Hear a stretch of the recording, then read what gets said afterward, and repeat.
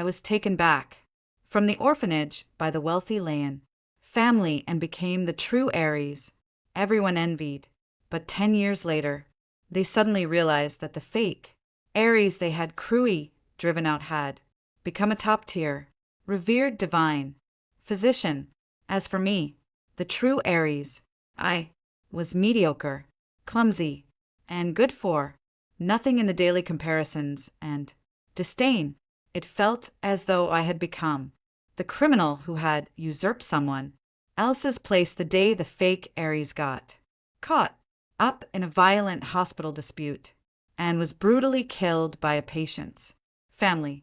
Everyone completely lost their minds to quell the rumors that the fake Heiress had caused a patient's death and to protect her reputation. My parents actually tried to offer me up as a sacrificial lamb to appease the aggrieved family, but my powerful childhood sweetheart intervened. He honored the marriage contract and married me, but only so he could torment me with his own hands. This is all your fault. So what if you're the biological child? If you hadn't come back and hugged all the Leon family's resources, Vivian would never have been driven out of the house and forced to suffer in that third-rate hospital. She was destined for greatness, and you're the one who ruined her life. You must atone for what you did to Vivian. Later, I was forced to kneel and cow before the portrait of the fake Heiress until I breathed my last. When I opened my eyes again, I had gone back in time to the day the Leong family came to the orphanage to pick me up. The moment my parents saw me, they turned and walked away without a second thought. In that instant, I understood they had been reborn too. Chapter 1. In my past life, it was on this very day, the black luxury car pulled up at the door. The door opened and my biological mother, Lady Leon, would step out, wearing a high-end tailored suit. Then, with red eyes, she would hug me and choke out, "My child, Mom has finally found you." Meanwhile, Vivian's father stood behind her, his expression stern yet relieved. Then I was taken into that gilded cage, beginning a decade of life as insignificant as dust. But this time is different. Vivian's mother's gaze fell upon my face. The look in her eyes wasn't the mix of excitement and guilt from our first meeting in a past life, but I see coldness. Vivian's father was also staring at me. His expression was even more direct, undisguised disdain and weariness, as if I were some kind of plague bringer and ill omen. There were no hugs, no tears, not even a single question. And Vivian, who had come with them, tilted her head and looked at me curiously. Then, looking up, she tugged at her mother's sleeve. "Mom, is she the sister we're taking home? She's so ugly." Vivian's mother seemed startled, quickly averted her gaze, crouched down, and pulled Vivian into her arms. Her voice, so tender it could almost drip with affection. "I don't know him. Just someone unimportant. Be a good girl, Vivian. Let's go. This place is too unlucky." Her voice wasn't lowered, clearly reaching my ears. Unimportant. I instantly understood they were reborn. Too, they were reborn, carrying with them all the memories and resentment from their past life, memories of me as mediocre, clumsy, utterly useless, and the reason they lost their prodigy of a foster daughter, the divine healer. So, without a moment's hesitation, they abandoned me. The moment they recognized me, they made a decision completely opposite to the one in their previous life. Caspian's gaze fell upon me once more. Gone was the curiosity, replaced by a scrutinizing look tinged with a faint, adult-like indifference. He probably remembers how in our past life he married me to atone for his sins, only to torment me day after day, ultimately forcing me to kneel to my death before Vivian's portrait. No, Vivian is still alive, still the brilliant future miracle doctor in their eyes.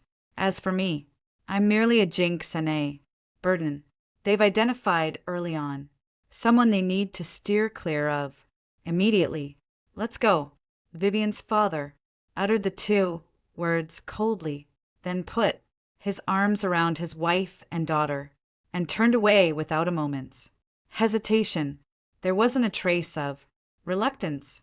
The black luxury car sped off, kicking up a cloud of dust that covered my face. I stood there, watching the direction the car had vanished. Within this 8-year-old child's body resided the soul of a 28-year-old who had endured immense suffering and met a tragic end. The soul was screaming, weeping blood, demanding to know why. But in the end, all voices fell silent, leaving only boundless desolation and cold. Fine, so be it. In this life, I never have to step into that icebox called home again. I don't have to beg for a shred of warmth that was never coming. I don't have to live in someone else's shadow, constantly compared, found wanting, and finally pushed out to take the fall. The head mistress of the orphanage, whom we called Nana, walked over. She sighed and patted my head. Don't be sad. Show that couple. Perhaps they just weren't meant for you. I said nothing of my fate.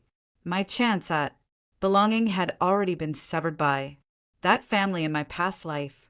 They cut the thread with their own hands. A few days later, a couple dressed simply but neatly arrived at the orphanage. They were middle school teachers, surnamed Jang, who had no children of their own and wished to adopt one. The head mistress brought me before them. Mrs. Jung crouched down, looked at me, her eyes gentle like the waters of a spring lake. She gently took my hand, her voice soft as if afraid of startling me. Child, would you like to come home with us? We'll take very good care of you. Mr. Jean stood behind her, his expression somewhat stern, yet his eyes held the same gentleness and anticipation. I looked at them for a long time in my past life. I had yearned for a look like that. I yearned for it for 10 years and never received it, not even until the day I died. My throat tightened and my voice sounded childlike. Will you give me a new name? Mother Jang paused for a moment, exchanged a glance with Father Jang, and then smiled warmly. Of course. What name would you like? We can think of one together. I thought for a moment and said, Lucia, Lucia, Lucia. I want to be happy for a lifetime. Mother Zhang's eyes lit up instantly. She hugged me tightly, her voice choked with emotion. Yes, yes, Lucia, Lucia, let's go home. Mom and Dad will take you home. This time, the feeling of being embraced was warm. The Jahang family home is not large. A simple and cozy 2-bedroom, 1 living room, old house. My room faces south with bright windows. Auntie Zhang changed my bed sheet to one with small floral patterns, and my desk is now adorned with newly purchased stationery and a desk lamp. Life is as plain as water, yet it is a sweetness I never tasted in my previous life. Uncle Jang doesn't talk much, but he checks my homework every day after work and patiently explains the problems to me. Auntie Zhang prepares delicious meals in various ways. In the evenings, she sits by my bed, reads me storybooks, or hums softly to lull me to sleep. They gave me unconditional love and a sense of security. I am no longer the true heir, who is cautious, sensitive, and insecure. in the Liang family. I am Lucia, the cherished daughter of the Zhang family. I study hard not only to live up to this love, but also because I know that knowledge is power and the foundation of my life. The studies I neglected and dismissed as useless in my past life, I now pick up and absorb with an insatiable thirst. Occasionally, I come across news about the Lion family on TV or in the social news section of the newspaper. It's mostly about Vivian, genius girl Vivian, who at 3 could identify 100 herbs and at 5 could prescribe a once in a millennium prodigy in traditional Chinese medicine. The Lian couple spare no effort in nurturing their beloved daughter, investing tens of millions to build a private traditional Chinese medicine lab, a mysterious heir to ancient medicine, a glimpse into the daily life of young prodigy Vivian. In the footage, Vivian, dressed in custom-made hanfu or Chan Sam, is surrounded by her parents, confidently speaking to the interviewer while reciting a series of seemingly profound herbal formulas. Vivian's parents look at her with unconcealed pride and affection, a shrewd anticipation of reaping substantial rewards in the future, like investing in a promising stock. Caspian often appeared by her side, acting as her family friend brother. At a young age, she had already learned to face the camera with a reserved and distant attitude, but when standing next to Bevan, her body would slightly lean towards her, a protective stance. I know that the Leon family is pouring all their resources into building Vivian's Divine Doctor Persona, investing in creating momentum for the future, and Vivian clearly was enjoying the feeling of being the center of attention. Reading these reports, I feel a deep sense of calm, even a slight urge to laugh. Identifying hundreds of herbs at age 3. In my past life during my 10 years with the Lean family, I never once saw Vivian show any interest in medicinal herbs. She only cared for designer clothes and handbags. Memorizing a few prescriptions was just to appease the media and her parents. Prescribing remedies at age 5. She often confuses even the most basic pharmacology, a once-in-a-millennium talent, maybe indeed a genius when it comes to hype and packaging. But I didn't say anything. I simply turned off the TV, put away the newspaper, and continued solving my math problems or memorizing English words. Mother Jean would sometimes pat my head gently and say, "Our Lucia is also very good. The teacher praised you again today." I leaned against her and nodded vigorously. "Yes, I am great. I'm going to be better and better. I don't need to be put on a pedestal. I just need to keep my feet on the ground and become the real Lucia." Time flew by, peaceful and fulfilling.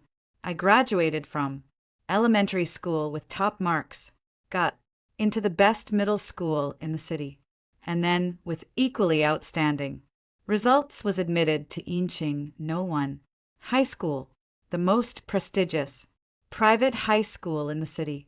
The school is renowned for its high tuition fees and top-notch educational resources, while also admitting a small number of exceptionally talented students from ordinary backgrounds, offering them substantial scholarships.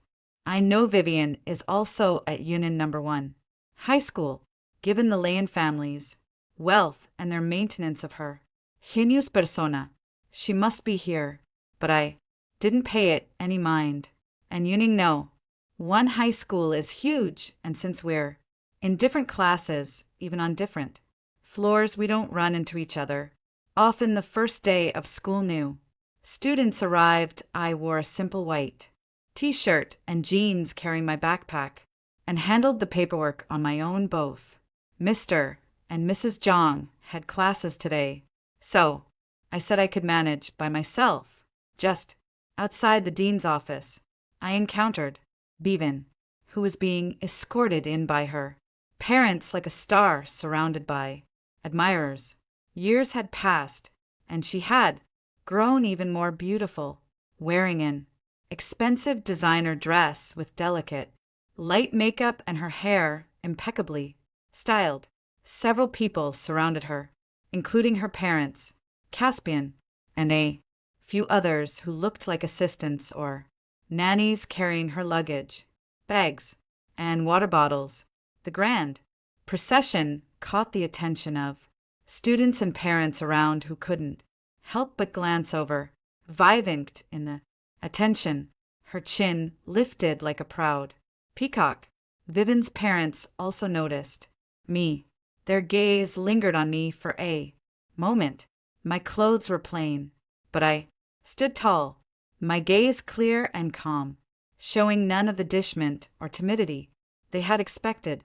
Vivian's mother's brow barely furrowed, a fleeting hint of confusion in her eyes quickly replaced by her usual indifference. Vivian's father simply averted his gaze, as if looking at her would taint his eyes. They whispered something to Vivian, likely telling her to stay away from certain unsavory characters. Caspian also noticed me. The boy had grown taller, his features handsome, and his demeanor cool and aloof. His gaze fell on my face, more complex and scrutinizing than that fleeting glance at the orphanage entrance years ago, as if wondering how someone they had left to rot in the mud could now be standing at Yunnan, no one high school. But I didn't give him more time to observe me. Calmly, I averted my eyes, holding the completed paperwork, and turned ahead toward the teaching building. "Hey, you," a slightly sharp female voice called up from behind. "It's Vivian." She somehow broke free from her parents, quickly stepped forward to block my path, and scrutinized me with a critical gaze. "Are you the one who got in on a scholarship?" Her voice was neither too loud nor too soft, just enough for those around to hear. I stopped, looking at her. "What's the matter?" Vivian pursed her lips, her tone dripping with natural superiority. "Nothing much. Just reminding you that this isn't some place where just anyone can come and loaf around, especially people like you who only got in through charity. You'd better behave and stay out of the way." Her words were harsh and rude. Some classmates began whispering among themselves. I suddenly found it rather amusing. In my past life, I was always yielding and humble to a fault. Yet, I never earned a single kind look from her. In the end, I was even dragged down to my death because of her. In this life, I keep my distance, but she's the one who insists on pushing her way into make her presence known. "Are you done?" I said flatly. "If you're finished, please move. You're in my way." Vivian probably didn't expect this reaction from me. No shame, no angry retort. It was like punching a pillow. Her face flushed, and she seemed about to say more when Caspian walked over and pulled her aside. "Vivian, your parents are waiting for you." Caspian's voice was devoid of warmth, yet his gaze settled on my face, probing. Vivian shot me a glare, shook off Caspian's hand, gave a disdainful snort, and turned back to the circle of her parents. Vivian's mother immediately wrapped an arm around her, murmuring words of comfort, while her eyes held a clear warning for me. Vivian's father told Caspian, "Caspian, keep an eye on Vivian and make sure no irrelevant people bother her." Irrelevant people. I smirked and left without looking back. Good. From now on, we are complete and utter strangers. Chapter 2. Life at Yuning. No one high school settled into a study routine. I was in the advanced class, where the coursework was heavy and the competition fierce, but I thrived in it. The intelligence I had squandered and the regrets I had accumulated in my past life were now all channeled into my drive to learn. I enjoyed the joy of solving difficult problems and the freedom of swimming in the ocean of knowledge. I no longer study to please anyone or prove anything to anyone. I simply do it because I enjoy it. My parents, Mr. and Mrs. Jean, gave me the greatest support. They never ask me about my ranking, only if I'm tired or happy. The atmosphere at home is always warm and peaceful, my strongest support. Occasionally, I still hear rumors about Bevan. She's in the international class, where most students are either rich or well-connected. The persona the lay-in family created for her is also well known at school.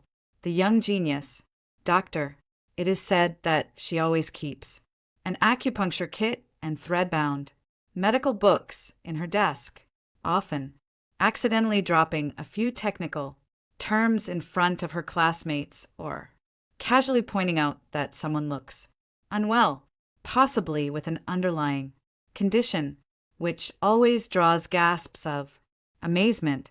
There is even a dedicated section for her on the school forum, where a group of admirers share her miracles daily, like Vivian the goddess, looked at me once and said I had spleen and stomach disharmony, and when I thought about it at home, Irilasti had been suffering from indigestion lately, or Vivian the senior is so amazing. She fixed someone's sprain in gym class with just a few presses. I find it all utterly ridiculous. Vivian's amateurish medical skills in her past life were so bad that she could prescribe absurd remedies for a simple cold. In this life, by rote, memorization of a few terms and routines, coupled with the relentless marketing by the Lane family, she has managed to fool so many people. Caspian and Vivian are in the same class, and in everyone's eyes, they are the default couple. Caspian is a campus celebrity, top of his class, from a prominent family, and strikingly handsome. His attitude towards Vivian seems protective, but based on my understanding of him from a past life, it feels more like a perfunctor duty and an investment in her future as a master healer. We are like two parallel lines moving along our own separate paths, never meant to intersect. It wasn't until after the midterm exams in the first semester of my freshman year, the school bulletin board posted the honor roll, and my name was at the very top, my total score, leaving the runner-up dozens of points behind. As for Vivian, her ranking in the international class was decent, but it was nowhere near comparable to my results. On the day the results were posted, a crowd had gathered around the bulletin board. As I passed by, I overheard a few girls whispering, "Lucia is first again. She's so strong." I heard, "Her family are just ordinary teachers. It's all thanks to her own efforts. She's also very pretty with great poise." I heard, "She has a good temper, too. Just not very talkative. She's way better than some who are just famous in name." A girl lowered her voice and nodded towards the international class. "Sa, keep it down. He's the little divine doctor with plenty of fans." I didn't pay much attention and was about to leave when I saw Vivian and Caspian walking over surrounded by a crowd. Vivian was clearly here to check the rankings, perhaps to see if her reputation as a genius would be reflected in her grades. Her eyes scanned the red list, and when she saw my name and score at the top, her expression noticeably stiffened.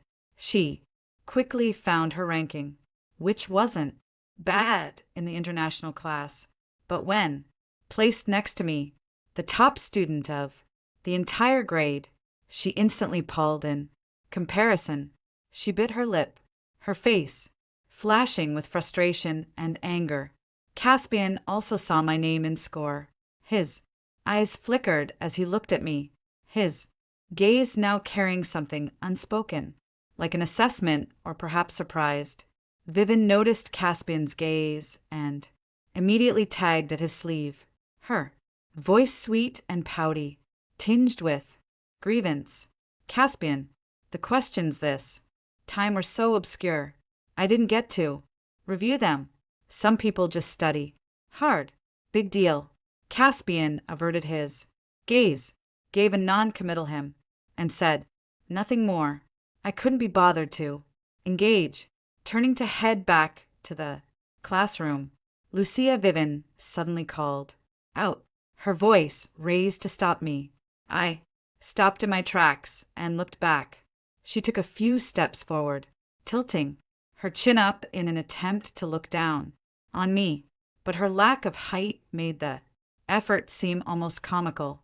Don't think getting first place makes you special, she sneered. In this world, what matters is well-rounded capability and connections.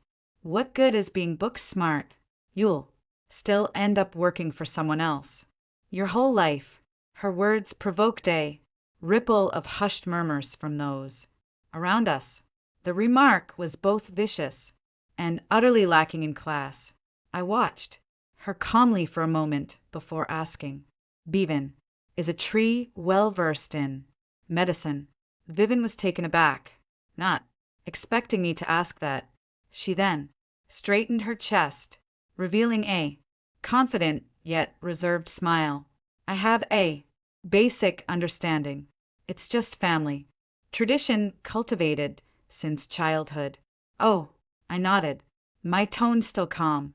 Then, you must pay great attention to health preservation. However, to be frank, your face is flushed, your voice is high and hurried, and though I can't see your tongue coating, I notice a slight bluish tint under your eyes, which suggests a condition of excessive liver fire and restlessness. A divine doctor should cultivate their character and be cautious with their words and actions. Otherwise, it may hinder progress in medical skills and could easily lead to misdiagnosis. My words were delivered at a steady pace, using the half-literary, half-colloquial tone she often employed to deceive people. The surroundings instantly fell silent. Everyone was stunned, including Vivin herself. Her smile froze on her face, her complexion flushing and paling in rapid succession. What did she know about genuine diagnostic methods? Her usual spiel was just a pre-memorized script. My words sounded plausible enough, but were actually a mix of truth and bluff. Yet, they happened to hit the mark, pinpointing her recent state of irritability and poor sleep. Genuine symptoms fueled by her anxiety over grades and public image. You, how dare you spout such nonsense? Vivin snapped, her anger tinged with humiliation. What do you know about medicine? Who are you to judge me? I don't understand. I admitted frankly, I'm just a bookworm. However, as stated in the foundational text of traditional Chinese medicine, the Yellow Emperor's inner canon, anger harms the liver, joy harms the heart, overthinking harms the spleen, sorrow harms the lungs, and fear harms the kidneys. Given Vivin's family background in this field, she surely knows this better than I do. Extreme emotional swings are the most damaging to one's health. You do well to heed this advice. With that, I turned away from her, rapidly changing expression, and left without another glance. From behind me came the sound of Vivin's furious voice. and the hushed whispers of onlookers. Caspian seemed to say something, his voice too low for me to catch.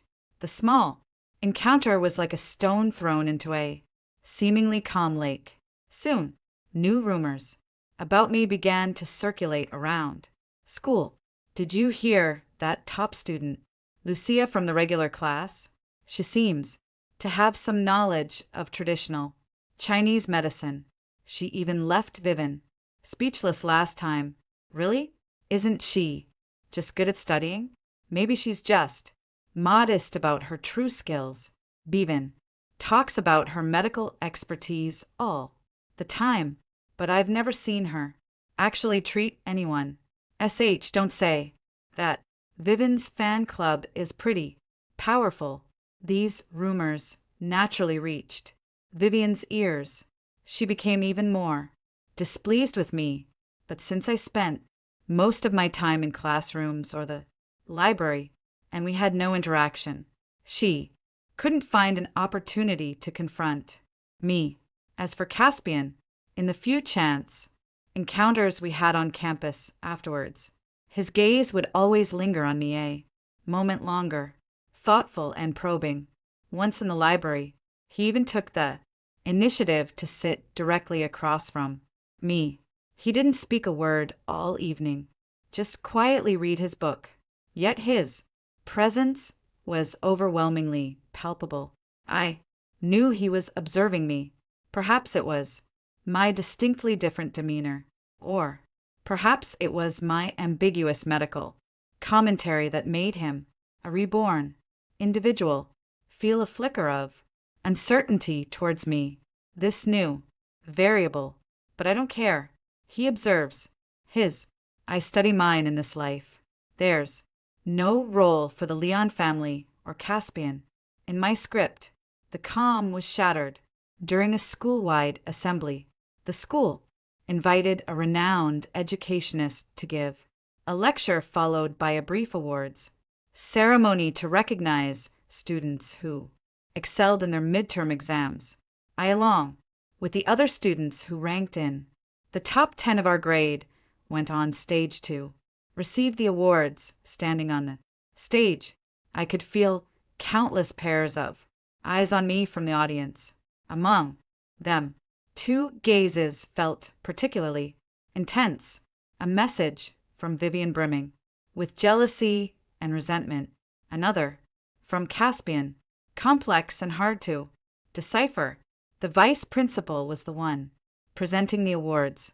When he called my name, he added a few extra words.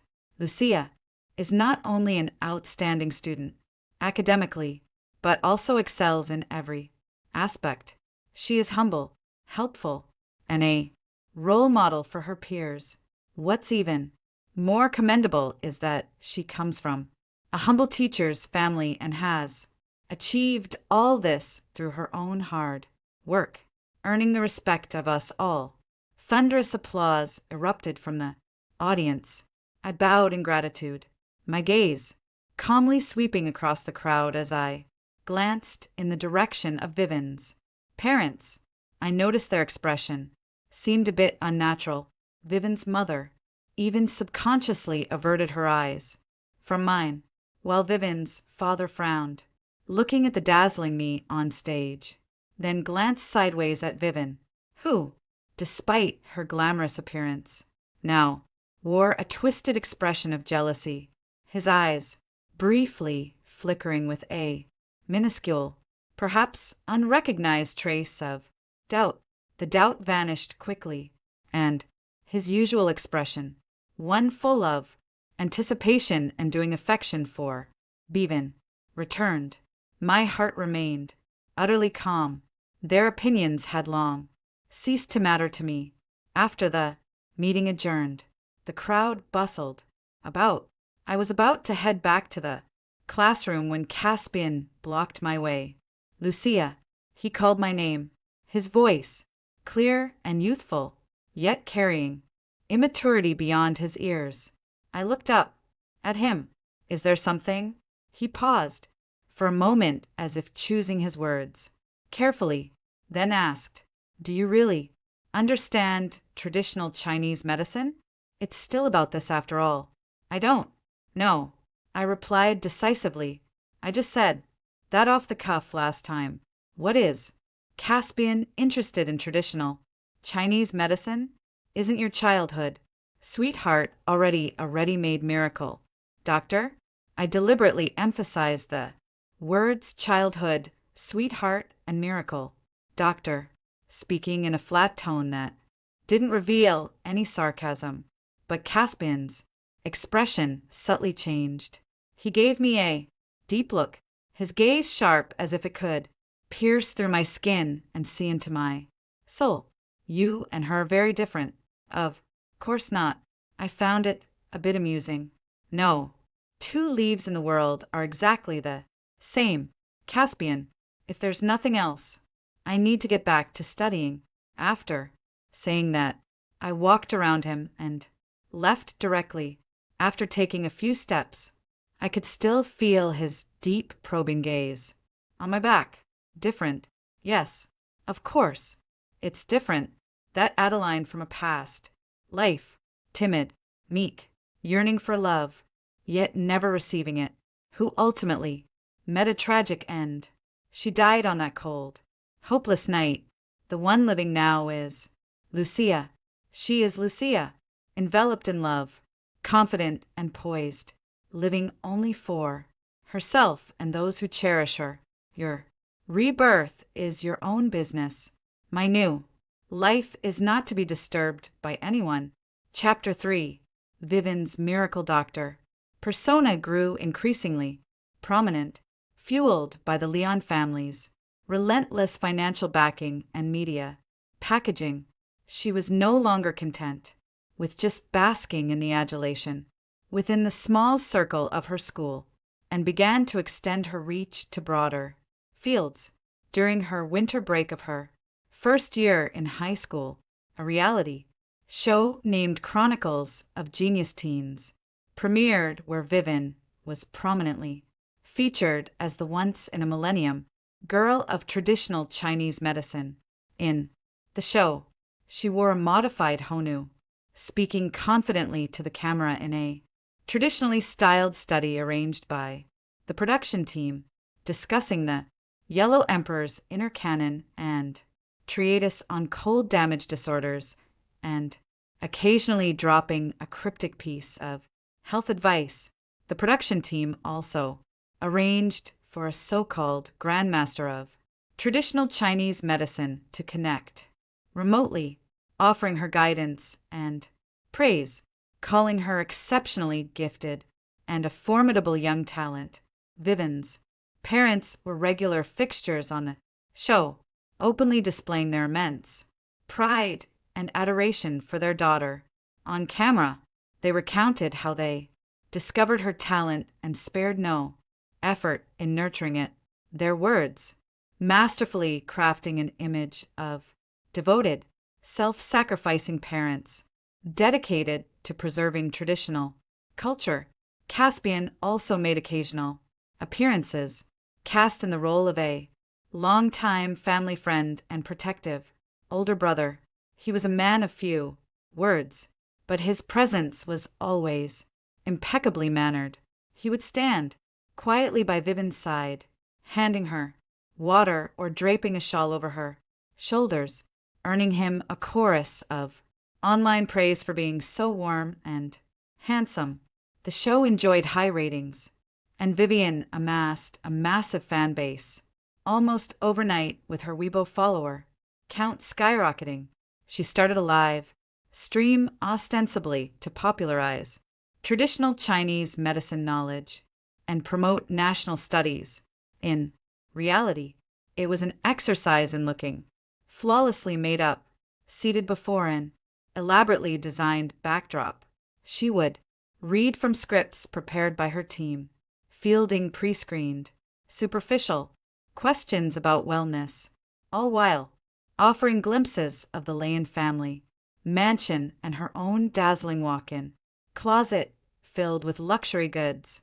Fans were raving. Vivian has such an elegant, oha, now this is a true socialite. So, talented and cultured. Goddess, look at me. I've been having trouble sleeping lately. What should I do? The Jang family TV was rarely on, but whenever I scrolled through news on my phone, I'd always see push notifications about her. Once Mother Jang saw it and shook her head, saying, "This child, how young she is, yet she's acting so ostentatious." The most important thing in medicine is to stay calm and grounded. Being so showy is not a good thing. Father Hang also nodded. A genius created by hype will eventually fall. Lucia, let's not follow this path. Being down to earth is far more valuable than anything else. I smiled and agreed, but a chill ran through my heart. In my previous life, Vivian's reputation as a divine doctor was also built up bit by bit through such means just having me the mediocre.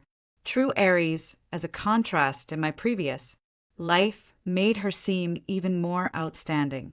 In this life without me as a point of comparison, her halo seems even more glaring, but also more ephemeral. The Liang family probably thought this wasn't enough. Shortly after the start of sophomore year, No One High School held its anniversary celebration. As one of the main sponsors, the Liang family not only donated a large sum of money, but also arranged a segment. Vivian would demonstrate a traditional Chinese medicine mastery by performing acupuncture therapy on a volunteering school leader to showcase the younger generation's inheritance of traditional medicine. The news spread like wildfire across the entire school. Admirers were thrilled, eagerly anticipating the goddess to showcase her skills. Doubters whispered among themselves, finding it absurd to let a high school student, even one hyped as a genius, perform acupuncture in such a formal setting. However, the Lian family held significant influence, and the school seemed more than willing to cooperate with this show. The grand auditorium was packed on the day of the school anniversary. Vivian wore a snow-white, custom cheong sam, her hair styled into an elegant bun as she gracefully walked onto the stage under a spotlight, exuding a poised and confident smile. Vivian's parents sat in the front row, beaming with pride. Caspian was also in the audience, his gaze following her. The demonstration begins. A vice principal who claimed to have suffered from neck discomfort for years volunteered to take the stage under the scrutiny of the camera's close-up and the gaze of the entire audience. Vivian opened an exquisite rosewood needle case, retrieved a silver needle, sterilized it, and then her hand trembled almost imperceptibly, although she studied it quickly. Those of us standing close by, and myself included, saw it clearly. A flicker of nervousness and uncertainty passed through her eyes. Studying herself, she inserted a needle into a precise spot on the back of the vice principal's neck, a location she had rehearsed countless times. Her movements were not fluid, even a bit clumsy. The vice principal cooperatively made a face as if feeling a sore, aching sensation. Then came the second needle, the third needle. She was getting slower, and fine beads of sweat even appeared on her forehead. The venue was very quiet, with only the faint hum of the camera and her breathing, just as she was about to insert the fourth needle near a more dangerous acupoint. A small but clear voice suddenly came from the audience, half an inch away from Fengqi acupoint is on me an acupoint which can calm the mind with shallow insertion, but your angle is off by 3 minutes and going deeper by half a millimeter could stimulate the greater occipital nerve. The voice was calm, not loud, yet it landed like a stone dropped into a still pond. Every gaze, including the cameras, instantly shifted from Vivian to the source of the voice. Me. I sat there. A school anniversary program. Leaflet spread open before me as if I had just casually offered a remark. My expression was placid as though I were discussing the weather. Vivian's hand, frozen midair, her face instantly draining of color. She whipped her head around to look at me, her eyes filled with shock, panic, and the humiliated fury of being publicly exposed. The room fell deathly silent. The vice principal was also stunned, his neck stiffening as he dared not move. Vivian's parents shot to their feet, their faces a picture of fury. Vivian's mother glared daggers at me, her eyes practically devouring me whole. Caspian stared at me in shock, his brow deeply furrowed. What do you mean by that, young lady? The host on stage was the first to recover, trying to smooth things over, but her tone was laced with displeasure and suspicion. Do not interrupt Vivian's presentation. I closed the program booklet, lipped up, and let my gaze sweep calmly across the stage in the audience. Nothing much. I just saw some improper acupuncture technique and felt compelled to raise a point out of concern for the vice principal's well-being. In traditional Chinese acupuncture, the slightest deviation can lead to a grave error. Since Vivian is hailed as a medical prodigy, she should be all the more meticulous, shouldn't she? My tone remained, even not confrontational, yet every word was crystal clear, resonating in the heart of everyone present. Improper acupuncture technique, concern for the vice principal's well-being. The statement carries a lot of weight. A buzz of discussion immediately erupted among the audience. Some were surprised, some were skeptical, and others wore amused expressions. Vivian's face alternated between red and pale. Her hand holding the needle trembled slightly, and she was caught in a dilemma. Keep going. She won't dare. What I just said completely shattered her confidence. Stop. This meticulously planned show would become a complete joke. Vivian's father shot a sharp, pressurized lip toward the school administrators. One official hastily stood up, clearing his throat. Ahem. Well, Vivian is still young, and the pressure of the moment got to her. A small slip-up is understandable. The sentiment was what mattered, and that came through perfectly. Let's have the vice principal step down for arrest.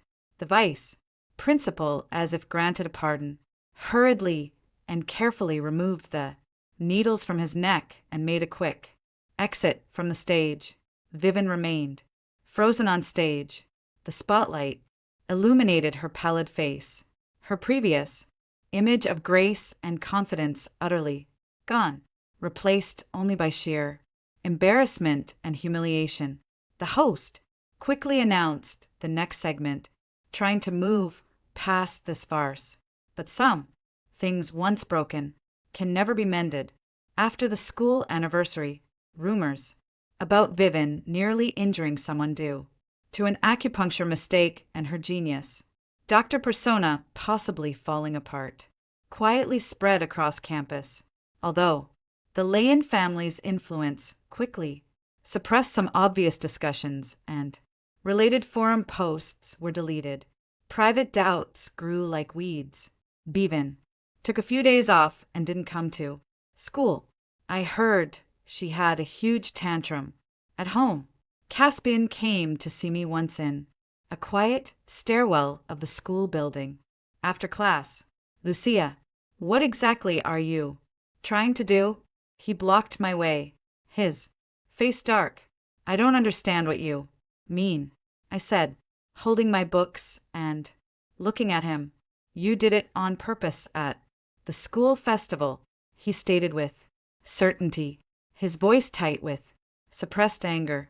You humiliated Vivian. In front of everyone. I smiled, but the warmth didn't reach my eyes. Caspian, you're mistaken. First, I was just stating a fact for safety's sake. If that counts as humiliation, it only proves her skills are lacking. Second, if her medical skills were truly exceptional, why would she be threatened by a single comment from me? And third, what gives you the right to question me? Are you her bodyguard or her spokesperson? Caspian was momentarily speechless, his expression darkening. Further, you have a grudge against her. Why? Just because she's more popular than you. Because she's more compared to her. In what way? Richer than me. More famous than me. I interrupted him, my tone turning cold. Caspian, you're overestimating her and underestimating me. I have no interest in her, nor do I harbor any hostility. I simply can't stand the fact that someone is treating serious medicine as a tool for sensationalism and almost caused an accident. If that's what you call hostility, then I think indifference to truth and safety is the greatest malice. You, Caspian, stared at me intently, as if trying to find even a trace of jealousy, hypocrisy, or malice on my face, but all he saw was a common indifference, and deep in my eyes, a cold understanding that he couldn't comprehend. You seem to know a lot, he suddenly said, his voice lowering with a tone of inquiry. What I know is just common sense. I sidestepped him, ready to leave. Move aside. I'm going home. Lucia, he called out behind me, his voice a mix of emotions. You are very different from the rumors. I didn't turn back. Rumors are just rumors. Just like Vivian's reputation as a miracle doctor. After saying that, I walked down the stairs directly. I know that the false peace between Vivian, or rather, the Leans and Caspian, was completely shattered since the school anniversary. But I don't care. In my past life, what did my submission and compromise bring me? It was escalating humiliation and the ultimate despair of being sacrificed. In this life, I don't go looking for trouble, but I'm certainly not afraid of it when it comes. If anyone dares to target me, trying to force their twisted logic on others as truth, I won't hesitate to use facts to gently pop that colorful bubble. The school anniversary controversy gradually subsided, but its impact was profound. Although Vivian quickly returned to school and was still surrounded by her devotees, she was noticeably more low-key, no longer constantly bringing up her medical skills.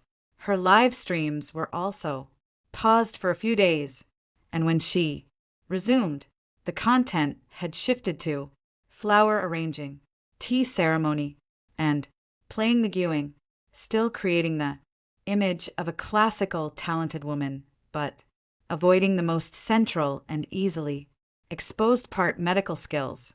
It seems that Vivian's parents also realized something, reducing the hype around her, publicly practicing medicine, and instead starting to plan another path for her.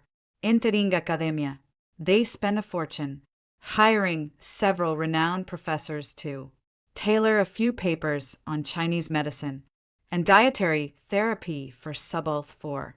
Vivian, attaching her name to them and preparing to submit them to some non-core journals, continuing to gild her reputation as a genius.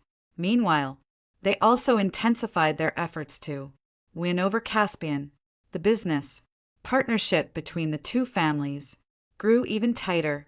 Vivian's parents made it abundantly clear, both directly and through hints, that they hoped for a marriage alliance once the two children came of age, uniting their strengths. Caspian remained non-committal on the matter, his stance ambiguous. He continued to be seen everywhere with Vivian playing the part of her protector.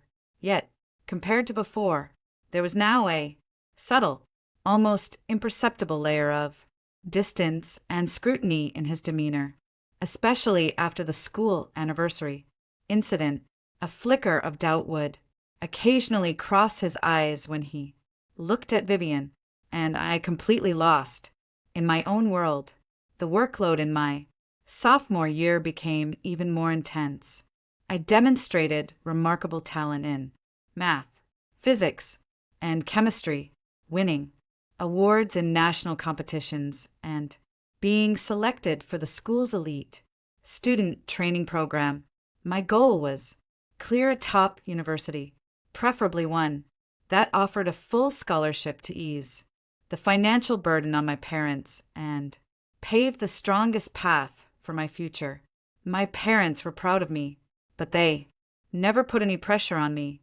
Home will always be my warmest, safest harbor.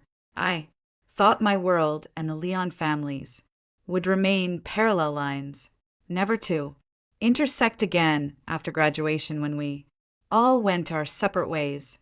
But I underestimated the inertia of fate, and I underestimated the Leon family's relentless, self-important ambition. After a provincial physics competition awards ceremony, I, as the gold medalist, gave a brief interview to the city television station. The interview mainly focused on study methods and insights. Quite routine. The program aired for only a few minutes, but it was those few minutes that Vivian's mother happened to catch on TV. I was wearing a simple school uniform, barefaced, but with bright eyes, a confident smile, and clear, articulate speech, exuding poise and grace. The host praised me as a model of the children of humble origins and the pride of Uningo, one high school.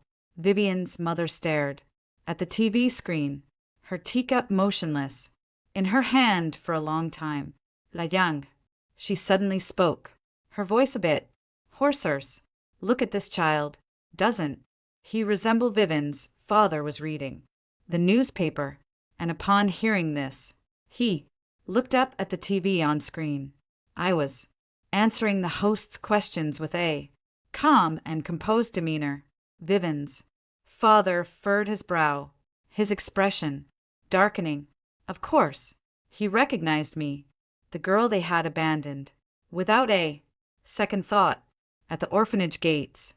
Over the years, they had certainly heard my name, top of the class, competition, champion, yet they chose to ignore it, consoling themselves with notions like, she just studies all the time, or she's a bookworm, unwilling to admit that the jinx they had cast aside could shine so brilliantly. What is she like? Just a bookworm who can ace exams, Vivian's father said stiffly, his eyes never leaving the TV. But Vivian's mother sat down, her teacup, her tone complex. Look at her manner of speaking, that composure. And do you remember when she was little in the orphanage? The way she looked at us. I always felt there's something extraordinary about this girl. And now, with her excellent grades and good reputation, what if what? Vivian's father interrupted impatiently. Don't forget why we didn't keep her in the first place. Vivian is our lucky star, the future of the Leon family. This Lucia, no matter how good she is someone else's child, not ours. Stop overthinking. Vivian's mother fell silent after being shouted at by her husband, but her gaze remained fixed on the TV, filled with regret, resentment, and a barely concealed calculation. Just a few days later, a rather notorious gossip tabloid in Inching suddenly published an article with a sensational headline: "The scholarship kid in the Aries, same high school, worlds apart." The report conducted a so-called comprehensive comparison between Vivian and me, using a tone that appeared objective, but was in fact heavily loaded and suggestive. It compared everything from family, background, and daily attire to social circles and talent displays, ultimately concluding that while Lucia, that's me, is an academic star in an era that values well-rounded skills and connections, her future relies solely on her own grit and has a limited ceiling. Bevan, on the other hand, comes from immense privilege, is brilliantly talented, has been groomed, and is highly anticipated by her family. Her future is boundless, a true golden child. The article also insinuated in a not so subtle way that someone like me, a small town grind who only knows how to bury my head in books, lacks vision and sophistication, making it difficult to ever fit into high society. The entire report exudes an air of condescending arrogance and disdain for the less fortunate. The report immediately caused a huge uproar on campus. My supporters were outraged, seeing it as a humiliation to hard work. Vivian's fans, on the other hand, found justification in their argument, loudly proclaiming that being born is a skill and resources are more important than effort. Lucia, don't pay any attention to that. My desk mate slammed the magazine onto the table, fuming. What kind of garbage is this? It's clearly putting you down to prop up that Vivian. I bet the lay-in family is behind this. I picked up the magazine, skimmed a few lines, and everything became perfectly clear of this style, this targeted attack. Who else could it be but the Leons? Probably Vivian's mother saw the interview and couldn't handle it, or maybe her father thought my nerd reputation wasn't tarnished enough and needed to give it another kick to highlight their precious daughter's perfection. Honestly, you haven't improved one bit. You used public opinion to pressure me in my last life, and in this one, you're still pulling the same old trick. It's fine, I said, tossing the magazine back onto my deskmate's desk, my tone calm. If a dog bites you, you don't bite it back. If they're so keen on competing, let them have at it. But they're being such bullies. My deskmate protested on my behalf. I smiled but said nothing.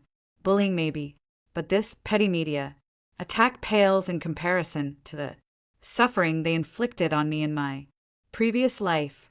But the tree may crave calm, yet the wind will not subside. One afternoon, a few days later, I was summoned to the homeroom teacher's office. In the office, to my surprise, Vivian's mother was also sitting there. Vivian's mother was dressed elegantly, today with a polite smile on her face. However, her gaze held a scrutinizing and unsettling, almost appraising glint. So, you must be Lucia. Don't be nervous. Have a seat, Vivian's mother began, her tone gently, yet laced with a patronizing air of condescension. I'm here today in my capacity as vice chair of the school's parent committee to show some concern for the development of our outstanding students. The homeroom teacher stood by with an awkward, ingratiating smile. I scoffed inwardly, but kept my expression neutral as I quietly took my seat. I've learned a bit about your situation, Vivian's mother continued, elegantly crossing her legs. Coming from an ordinary teacher's family, it's quite remarkable they've raised such an accomplished young woman. Our lay-in group has always valued education and is more than willing to sponsor promising students from humble backgrounds. She paused, observing my reaction. Seeing no particular expression on my face, she continued, I greatly admire your tenacity and achievements. Therefore, I'd like to personally sponsor your university, tuition and living expenses. Furthermore, I can introduce you to some distinguished mentors to pave the way for your future development. Of course, this isn't without conditions. She leaned forward slightly, lowering her voice with a persuasive tone. All you need to do is publicly express your admiration for our Vivian. State that you look up to her as a role model and support her in public forums. You know, Vivian is young and sometimes easily misunderstood. She needs the support of friends, your classmates, and among the best of your peers. If you could become friends, supporting each other, it would make for a wonderful story and greatly benefit your own reputation. What do you think? The true intention was finally revealed. Was it really about bribing me with money and resources to serve as Vivian's foil and cleanup tool? Did they also expect me to publicly admire her and hold her up as a role model? As I looked at Vivian's mother's well-maintained, shrewdly calculating face, I suddenly felt a wave of nausea. In my past life, she only showed disdain and indifference towards me. Now seeing my value as a tool, she's adopted a patronizing quid pro quo demeanor. Mrs. Lean, I began slowly, my voice clear and calm. Thank you for your kindness, but it's not necessary. The smile on Vivian's mother's face froze. You, what did you say? I said, it's not necessary. I repeated, my tone firm.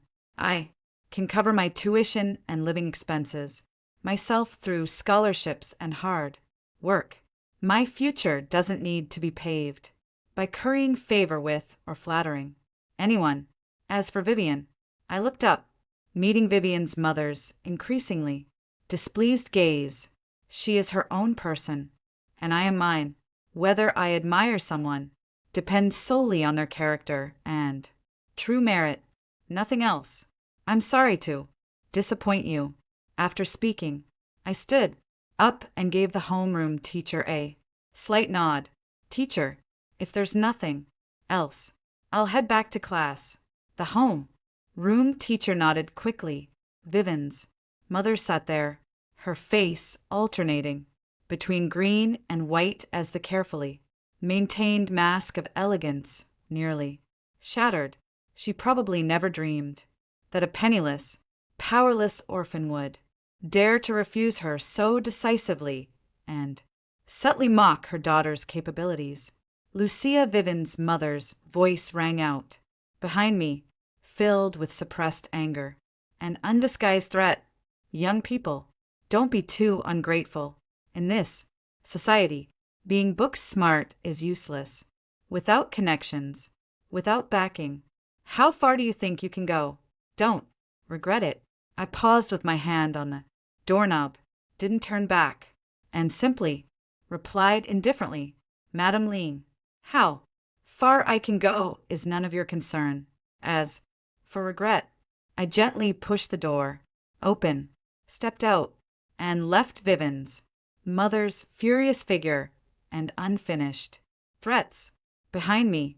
My life has always been in my own hands. Chapter 4.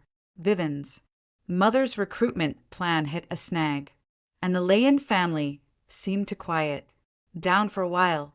However, the ripple effects of that comparative report still lingered, and the campus gossip about Vivian and me hadn't completely subsided. The open rivalry had simply shifted to more subtle forms of alignment and undercurrents. I had no mind for any of that. The final year of high school had begun in earnest with the college entrance exam looming. This was the most crucial battle to change my destiny, and failure was not an option. I poured all my energy into the final sprint of review with single-minded focus. Mr. and Mrs. Jean gave me their utmost support and helped relieve my stress. The meals at home became more nutritious. Every evening, Mrs. Zhang would warm a glass of milk and place it by my desk, gently reminding me to get some rest. Though Mr. Jean wasn't a man of many words, he would quietly check all the electrical wiring in the house to ensure my studies wouldn't be interrupted. Their love was quiet yet steadfast, providing the warmest motivation on my path forward.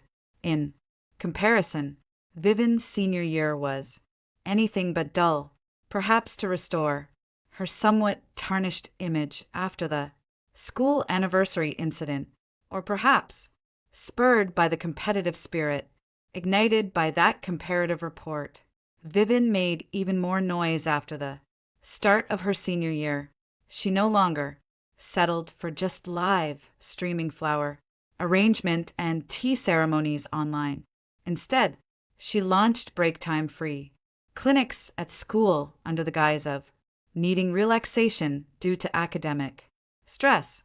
While giving back to society, she found an unused small room on the first floor of the school's art building, decorated a bit, added a few potted plants, and hung a sign that read Vivian's Compassionate Clinic corner every noon, and after school, she sat inside, ostensibly offering free health consultations to her classmates at first, out of curiosity or admiration. Quite a few students actually went to consult her headaches, colds, insomnia, nightmares, irregular periods, all kinds of issues. Vivian would wear her hanfu or chan sam, put on an air of mystery, ask a few questions, and then prescribe remedies like drink more hot water, go to bed early and rise early, soak some goji berries and chrysanthemum, or give out beautifully packaged calming sachets and cooling tea bags produced by the Lane family's pharmacy. These items were inexpensive, but with the label hand-paired by Vivian and her miracle Dr. Aura, they became quite popular, with even people lining up to get them. In Vivian's vanity was thoroughly gratified. Every day she would post photos of her free clinic sessions and patients' thank you notes on her social media, captioning them with feel-good quotes like the fragrance always remains in the hand that gives the rose, and it's my honor to do my small part for my fellow students. This netted her another wave of glowing praise. Vivian's parents were delighted with this turn of events. They saw it as a sign of their daughter's compassion, down-to-earth nature, and practical application of medical skills. Not only did they provide material support, but they also leveraged their connections to get a few local small-time media outlets to cover the story, hailing Vivian's free clinic as a model for how the new generation gives back to society. Caspian didn't approve from the start. He felt their final year of high school was precious time that should be focused on academics. He saw this kind of showboating as pointless and fraught, with potential for things to go wrong. But Vivian wouldn't listen, and her parents backed her up with his failed to persuade. He had no choice but to tag alone during her clinic hours whenever he could, under the guise of keeping order. He was really just there out of worry, ready to clean up any mess that might occur. Occasionally passing by the art building, I could see the long line at the entrance of the free clinic corner and the sweet, smiling Vivian, surrounded by people inside. Caspian usually stood not far from the door, leaning against the wall, looking down at his phone with a somewhat detached and tired expression. Once, as I carried a stack of homework to the teacher's office, I happened to run into the end of the free clinic with Vivian being escorted out by a few girls, her face flushed with satisfaction. "Bevan, you're amazing. You said I had too much liver fire, and after drinking your tirisantemum dea, I really feel much better. Absolutely. That sach smells divine. I hung it by my bed, and my sleep has improved so much. Vivian replied with a smile, her gaze shifting until she spotted me not far away. Her smile faded slightly. She lifted her chin and deliberately raised her voice. It's really nothing special. Traditional Chinese medicine emphasizes faith and sincerity. For some people, if their intentions are impure and their energy is incompatible, even the best prescription won't work. The few girls around her followed her gaze to look at me, their expressions a mix of mockery and anticipation for a spectacle. I couldn't be bothered with such a childish provocation and kept walking. Lucia Vivian, however, wouldn't let it go. She called out to me and asked with faint concern, "You look a bit pale. Have you been studying too hard? Maybe your qi and blood are deficient. Would you like me to take your pulse and prescribe something to help regulate your system? Don't be shy. We're classmates." The girls around her let out low, mocking giggles. I stopped, turned around, and looked at her calmly. "Thank you, but no. My power is likely from staying up late, doing practice problems last night, or perhaps it's just my natural complexion. But you, Vivian," my gaze settled on her face. "Your cheeks are flushed, especially in the afternoons. While I can't see your tongue coating, your voice sounds slightly weak and ungrounded even with makeup. A closer look reveals faint puffiness under your eyes. Offering free medical advice is a noble cause, but it's draining. You should pay more attention to your own rest, worry less, and avoid overexerting your mind. Otherwise, you risk quietly depleting your heart's vitality, which would run quite contrary to the way of wellness you're so keen on promoting." Another string of half-literary quasi-professional diagnosis. Vivian's fake smile froze instantly, and the giggles from the surrounding girls stopped abruptly. What are you talking nonsense about again?" Vivian's face turned even redder with anger. "This time not fainted. Whether it's nonsense or not, you know best," I said calmly, then turned away without looking at her, carrying my homework and leaving. Even after walking a long way, I could still hear Vivian behind me, fuming to her companion. "What does she know? She's just a bookworm. She's just jealous of me." I shook my head. "Jealous? No, I was just stating the facts. Lately, Vivian has been staying up late to keep up with her free clinic and social life. She's running on nervous energy, and her complexion is actually quite poor, though she hides it under a thick layer of makeup. Anyone with even a passing knowledge of traditional Chinese medicine could spot the symptoms I mention deep down. She's probably worried about it herself." That minor controversy was like a pebble tossed into a lake. It caused a brief ripple before sinking into silence. Vivian's free clinic continues to thrive, and if anything, the surrounding controversy has only made it more popular. Something happened just before the end of the first semester of senior year that afternoon. After the last monthly exam of senior year, the students were feeling a bit relaxed. Vivian's free clinic corner was open as usual, with a few people waiting outside. A young girl from the first year of high school, suffering from insomnia and palpitations due to exam stress, came to see Vivian at the urging of her classmates. As usual, Vivian asked about the symptoms, examined the tongue coating, and then diagnosed the condition as disharmony between the heart and kidneys with flaring of deficient fire. She prescribed a formula for a calming tea, which contains several common sedative herbs. However, one ingredient was cinnabar mercuric sulfide, and she casually mentioned a dosage figure, instructing the girl to have it prepared at the pharmacy.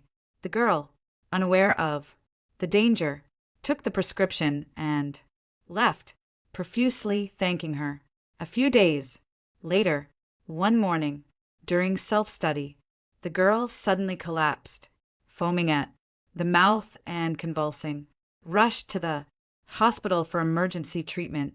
She was diagnosed with heavy metal poisoning, which had triggered acute kidney injury, a situation that nearly ended in disaster.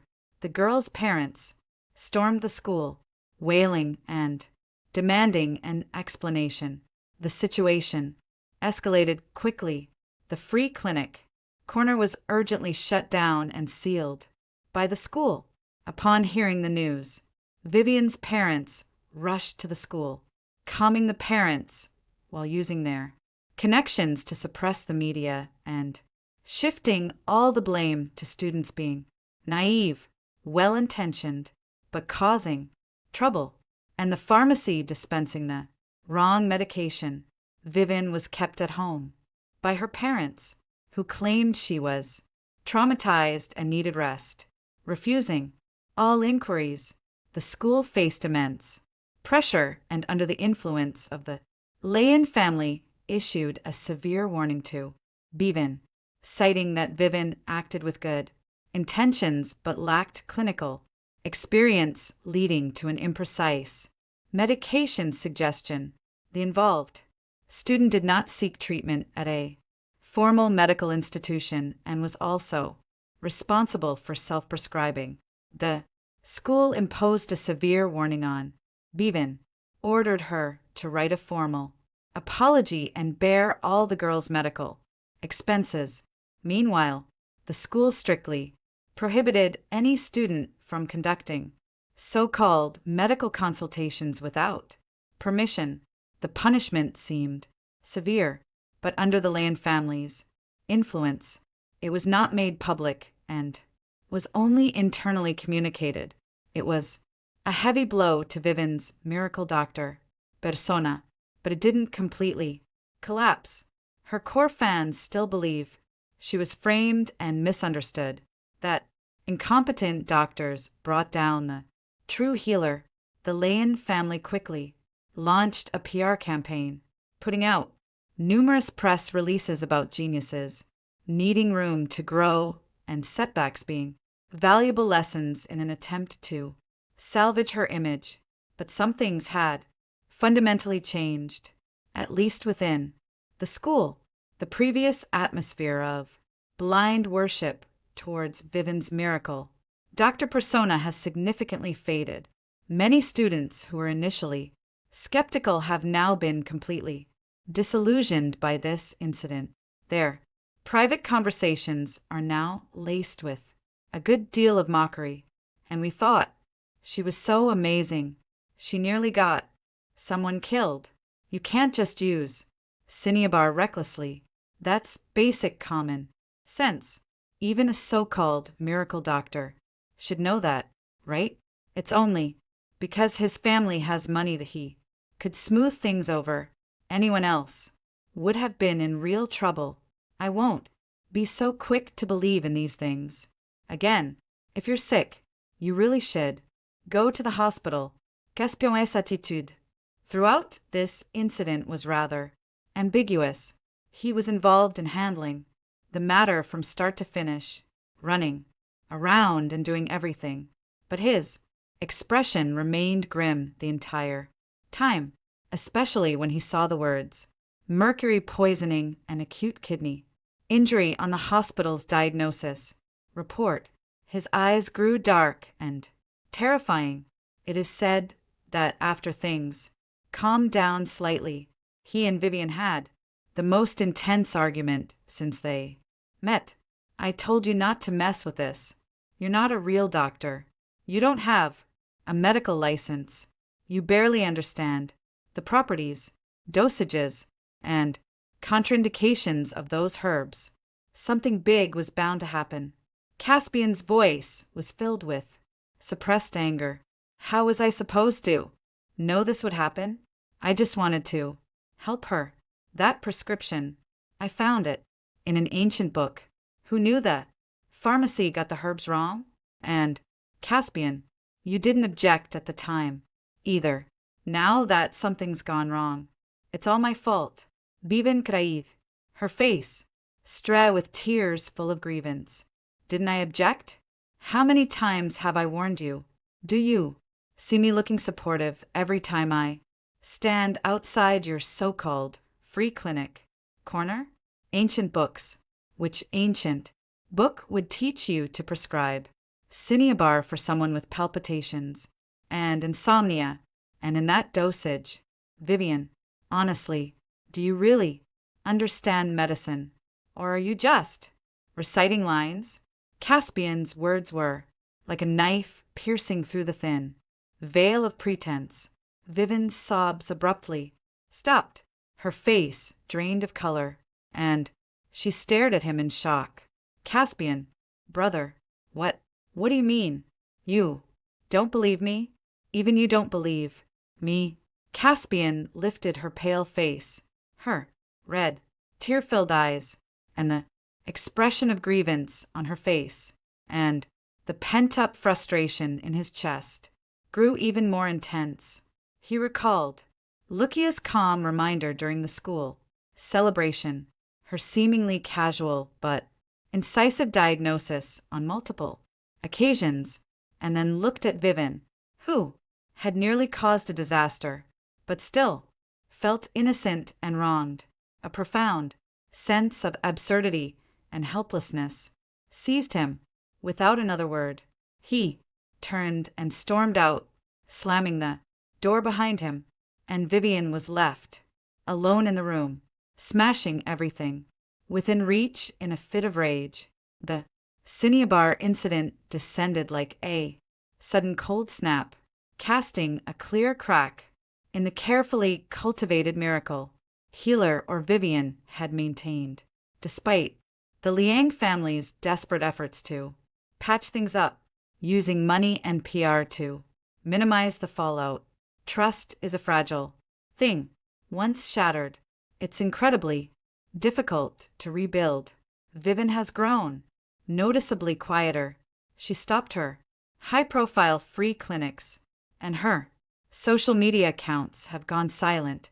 For a while, however, the pride and vanity she'd grown accustomed to from being constantly fawned over never truly vanished. It merely went underground, morphing into deep-seated resentment towards the instigator, that high school freshman, and everyone who dared question her. And of course, in her mind, she's probably added me to her list, the one who kept pulling the rug out from under her. But I had no time to dwell on her inner turmoil. The final semester of senior year had begun, and the charge toward the finish line was on. The numbers on the countdown board next to the blackboard dwindled day by day, and the air was thick with tension and anxiety. The classroom was silent, except for the scratch of pens on paper and the rustle of turning pages. My goal is clear and firm. The top university, the best major. This is not just to realize my own value, but also to make Mr. and Mrs. Jung proud, to allow them to stand tall in front of relatives and friends, and to reward their half-life of poverty and sacrifice in the best way possible. It seems Vivian has also learned from her mistakes, and under the arrangement of her parents has begun to focus on her studies. The Lyon family hired the best tutoring team for her, providing one-on-one coaching with the goal of a top university, though the specific major is yet to be determined, likely depending on where she can get in and then using connections to maneuver. After all, with the prestige of being a genius doctor and the Leyen families, wealth paving the way, many things became much easier. Caspian still came and went with her, but the atmosphere between them had noticeably cooled. Caspian spoke even less often, while Vivin chattered beside him. He would only respond with a faint "Oh," his gaze often distant, lost in thought. A few times I ran into him in the library or on campus. The look he gave me was more complicated, as if he wanted to say something, but held back. I never acknowledged it. We were like two rivers that briefly converged before flowing apart, each charting its own course toward an unknown end. In the final, citywide mock exam, I held the top spot with a commanding lead, leaving a significant gap in the scores. As for Bevan, with the full support of her tutoring team, she managed to squeeze into the top 50 of our grade. However, for someone who had cultivated a genius persona, this result was far from impressive. Her science scores, in particular, were a disaster.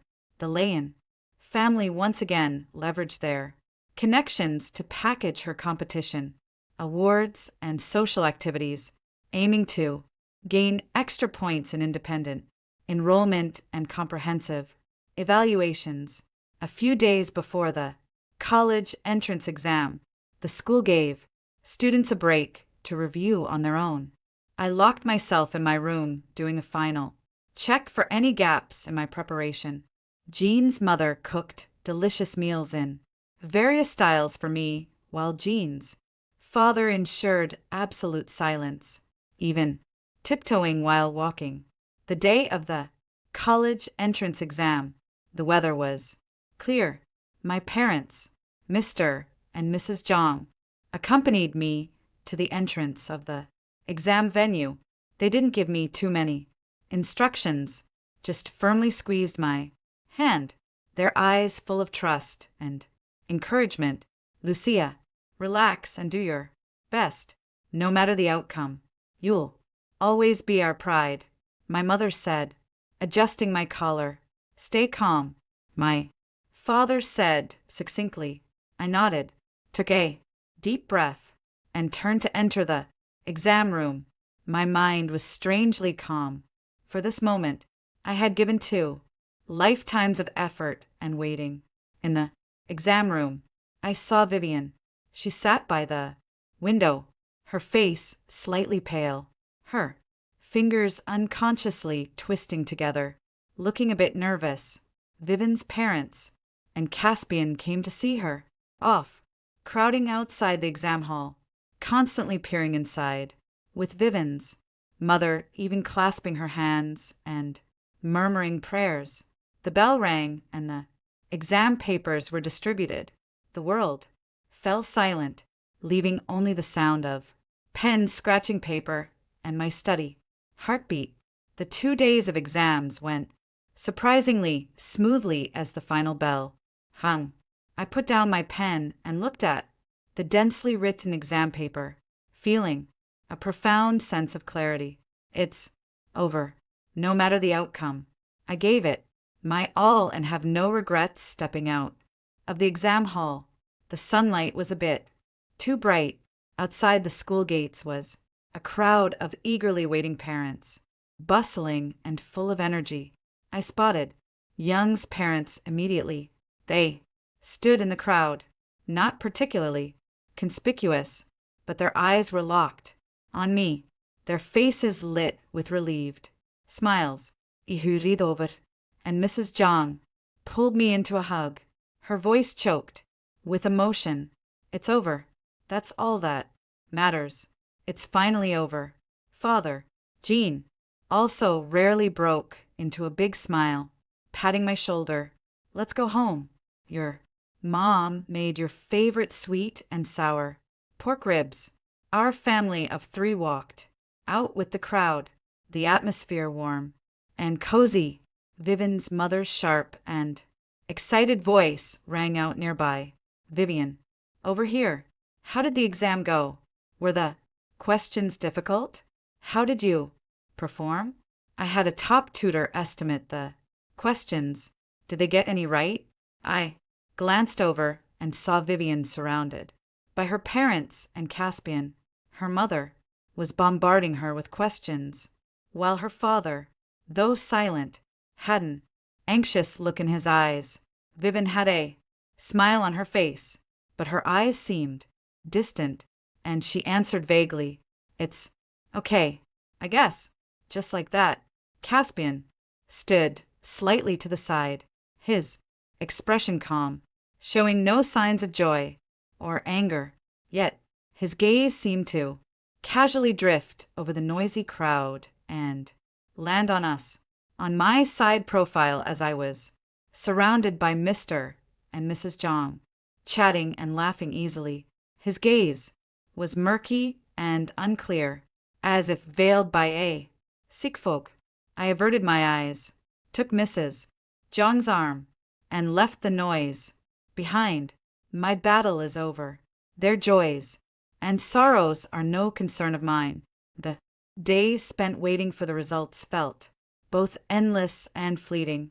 I declined all invitations from my classmates. Instead, I stayed home with Mr. and Mrs.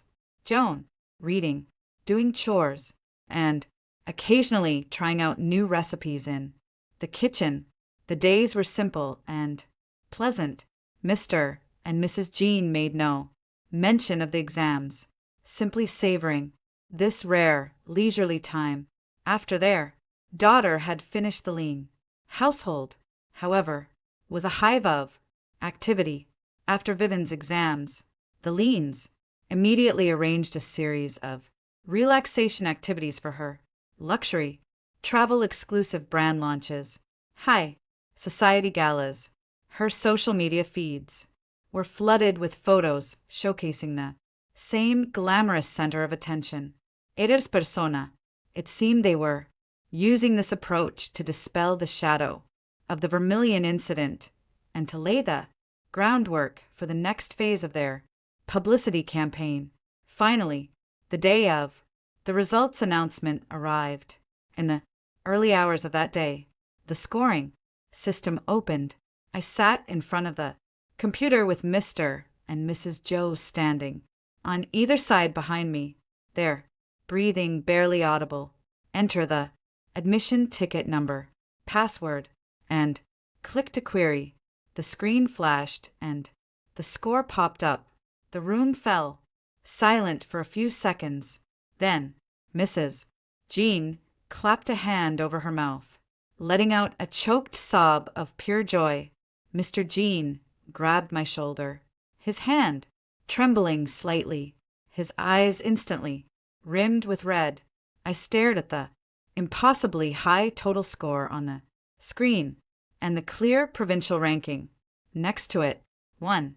The top scorer in the province for science. My anxious heart finally settled, landing firmly on solid ground. There was no wild elation, only a profound sense of fulfillment, a feeling that things had fallen into place just as they were meant to. At almost the exact same moment, my phone started buzzing like crazy. Calls from my homeroom teacher, the principal, congratulations from relatives and friends, followed by a flood of calls from the media, Provincial TV, City TV, major newspapers. They all wanted an interview with the newly round top science student. The Zhang family's small living room was instantly engulfed in overwhelming joy and commotion. Over at the Liang household, however, the scene was completely different. Vivian's test scores are in. It's a perfectly respectable score for an average student, but it falls well short of the mark for top-tier universities, let alone living up to the prodigy image she's been cultivating. Vivian's parents pulled every string they could think of and consulted countless experts, but the Feedback was nearly unanimous, with this score getting into the competitive programs at their initial target elite universities is pretty much a lost cause, unless she has some truly exceptional awards or background, or secures a special admission slot through a massive donation. Vivian's parents were beside themselves with anxiety. On one hand, they poured money into hiring a more powerful operation team, while on the other hand, they tried to argue for special admission based on traditional Chinese medicine expertise and social influence, but the results were minimal. When Vivian found out her scores and hanking, she threw a huge tantrum, smashing things, crying and yelling, blaming her parents for not hiring the best tutor for her, blaming the exam questions for being too obscure, and blaming her poor condition. Amid the chaos, my interview aired on TV. In the footage, I was wearing a simple white shirt, my hair tied back, barefaced, sitting in the clean but modest living room of the Jean family, smiling gently and looking at the camera with clear, determined eyes. I express my gratitude to the school for its nurturing, to the teachers for their guidance, and especially to my parents. I owe my achievements today primarily to my mom and dad. They gave me a loving home, taught me integrity, kindness, and hard work. They never pressured me.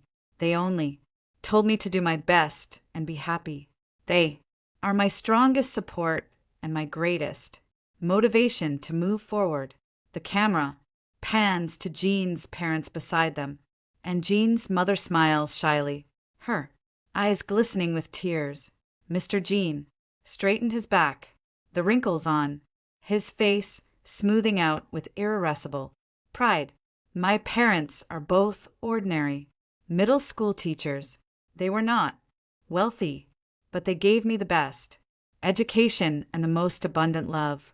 I want to tell them and all my classmates, like me, that your family background doesn't determine everything. Hard work and perseverance can change your destiny. The interview was brief but profoundly moving. After the program aired, it generated an enormous response. Top scorer from a humble background, grateful to parents, unyielding self-improvement. These keywords quickly trended on local social media. My story was widely shared, garnering countless blessings and admiration. And this interview landed like a resounding slap across the face of every member of the Leon family, especially Vivian's mother, watching the poised, articulate girl on TV, radiating confidence despite her modest surroundings, then looking at her own so-called genius daughter at home, who threw tantrums over a disappointing grade, and whose only skills seemed to be dressing up and spending money. A surge of bitter rage, mixed with inexpressible regret and envy, shot straight to her head. Smack! She viciously turned off the TV, her chest heaving. Look at her. Just look at her. Vivian's mother shrieked, pointing a trembling finger at the darkened screen before whirling back to her daughter, who is sobbing on the couch. She's a girl, just like you. How can she be so sensible, so driven, a top scholar, and she appreciates her parents? And you? What can you do besides spend our money, cause trouble, and humiliate us? A miracle doctor. More like a fraud. Mom, Vivian cried out, lifting her tear-streaked face in disbelief. How can you say that to me? It's your fault for being useless and not getting me into a good university. And now you're blaming me. What's so great about that? Lucia, she's just a poor teacher's daughter, a bookworm, a country bumpkin. You shut your mouth. Vivian's father roared, slamming his palm down on the coffee table if you hadn't been wasting your time on all that nonsense instead of studying.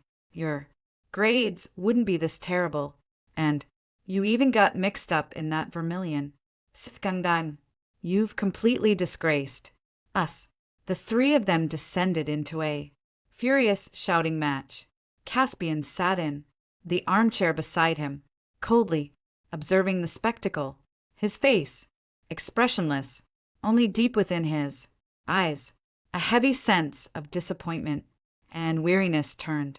He remembered the girl with the cold, lifeless eyes at the orphanage gata, the calm reminder she gave during the school celebration, the seemingly casual yet precise diagnosis she had made time and again, her resolute refusal when faced with Vivian's mother's temptation, and the composed, confident, and grateful image of her on TV. And then there was the current, Bevan, hysterical, shifting blame, and utterly worthless except for her fortunate birth, a profound sense of absurdity and disillusionment nearly overwhelmed him. What had he believed in, fought for, and hoped for over the past decade? Amid the quarrel, Vivian's mother suddenly went into a trance, staring fixedly at the blacked-out TV screen, muttering to herself, "The top scholar. She's the top scholar. She's my daughter, my real daughter." Though spoken softly, these words struck like a thunderbolt in the noisy living room, and Vivian's father's angry curses caught in his throat. Vivian's sobs cut off abruptly, and even Caspian jerked his head up, shocked to look at Vivian's mother. Vivian's mother seemed oblivious to what she had just said, her eyes still glued to the screen with a feverish, chaotic intensity. Yes, she's the one. She carries the Leyen family blood. She's so outstanding. She's done us so proud. Back then, we never should have. What nonsense are you spouting? Vivian's father cut her off sharply, his face ashen with fury. Have you lost your mind? Vivian is our daughter. That Lucia has nothing to do with us. Have you forgotten what happened at the orphanage? Jolted by her husband's shout, Vivian's mother seemed to regain some clarity, but the resentment and regret in her eyes only deepened. She looked from her husband to Vivian, who stood there stunned and pale, her lips trembling. She said nothing more, but her expression spoke volumes. Laying her heart bare, Vivian felt as if struck by lightning. Trembling from head to toe, she stared at her parents in utter disbelief and shrieked, "Dad, Mom, what are you saying? What real daughter? What orphanage? I am your daughter. I am. Bevan, what is that? Lucia, how dare she?" Caspian slowly stood up, watching the absurd and ugly scene before him. Feeling a wave of nausea, he said nothing and turned to stride out of the suffocatingly luxurious cage that was the Leong family home. In the living room, only Vivian's father's angry shouts, Vivian's mother sobs, and Vivian, screaming and questioning, remained. A family storm sparked by the college entrance exam scores had finally exposed the festering wounds hidden for years. Unaware of the storm brewing around me, I was immersed in the joy of spending time with Mr. and Mrs. Young, eagerly awaiting the start of a new future, the gears of fate in a hidden corner unknown to anyone slowly meshed together once more, emitting a heavy and ominous sound. Chapter 5. The summer after the college entrance exam should have been long and carefree, but my vacation was filled with various interviews, invitations, and calls from university admission officers. The halo of being the provincial top scorer brought significant attention, I carefully selected interviews with a few reputable media outlets, focusing on study methods, mindset adjustment, and gratitude towards parents while avoiding any personal family background details and steering clear of potentially controversial topics. My low-key and appropriate behavior earned me even more goodwill. In the end, I chose to enroll in the 8-year combined bachelor's and doctoral program at the medical school of a top-tier domestic university. When the news got out, it was met with another wave of acclaim.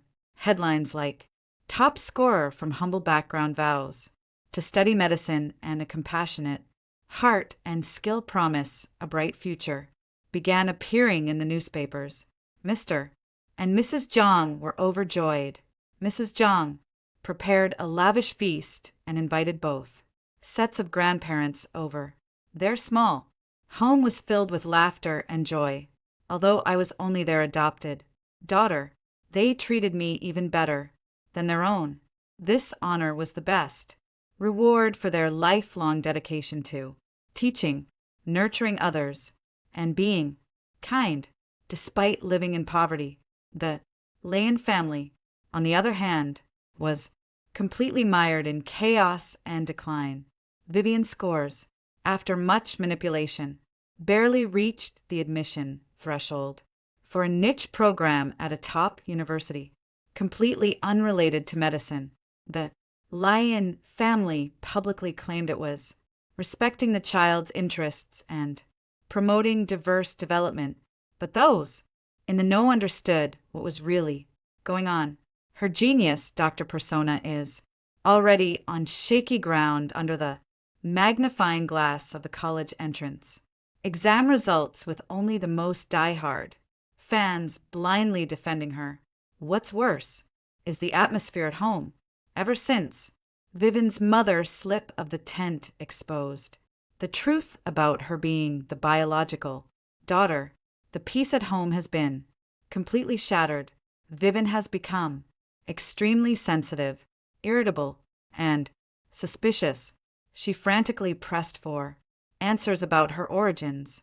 Vivian's parents initially tried to cover up and placate her, but under the strain of her hysterical sobbing and the threat, "If you don't tell me, I'll go confront Lucia myself," they reluctantly stammered out a partial truth. They admitted they had once given birth to a daughter who was, for certain reasons, lost to an orphanage, and that they later adopted Vivian. As for whether that lost daughter was Lucia, they were evasive, but Vivian was no fool. Putting together her mother's earlier lapse in composure and all the subtle clues, she instantly became convinced that Lucia was the true Heiress. This realization nearly shattered Vivian. She had always seen herself as the Lane family's one and only precious daughter, basking in her parents' undivided affection and all their resources, and now they were telling her she might just be a replacement. So Lucia, the one who always outshone her, the source of her bitter envy and helpless frustration, was the real Liang family, Heiress, all along. Jealousy, fear, resentment, and hatred, a whirlwind of emotions tore at her. She began to squander money more recklessly than ever, shopping compulsively and frequenting all sorts of decadent venues, trying to fill the void and panic inside her with material things and noise towards Vivian's parents. She lost all her former affection and obedience. She became sarcastic and biting, constantly accusing them of deceiving her all these years and claiming they never truly loved her, only their biological daughter. Vivian's parents were at their wits' end. On one hand, they still had to toil for Vivian's future prospects, greasing the wheels at school, maintaining her basic socialite image, and dealing with the endless stream of minor trouble she kept stirring up. On the other hand, watching me shine ever brighter, with the media filled with nothing but glowing reports about me. The regret and resentment in their hearts grew like a noxious weed. Vivian's mother brought me up more and more often. Sometimes it was praise. Look how well she's turned out. Sometimes it was regretful sighs. If only we had. And sometimes it was pure, unadulterated envy. How could a poor teacher raise such a perfect daughter? Though Vivian's father scolded her, the hesitation and calculation in his eyes were becoming harder and harder to conceal. Caspian's relationship with the Liang family had also plummeted to an all-time low. After that argument, he rarely visited the Liang household anymore. Vivian sought him out a few times, either to sob about her grievances, to demand he used the two family's connections to fix something for her, or to question whether he had certain feelings for Lucia. Caspian grew increasingly weary and distant.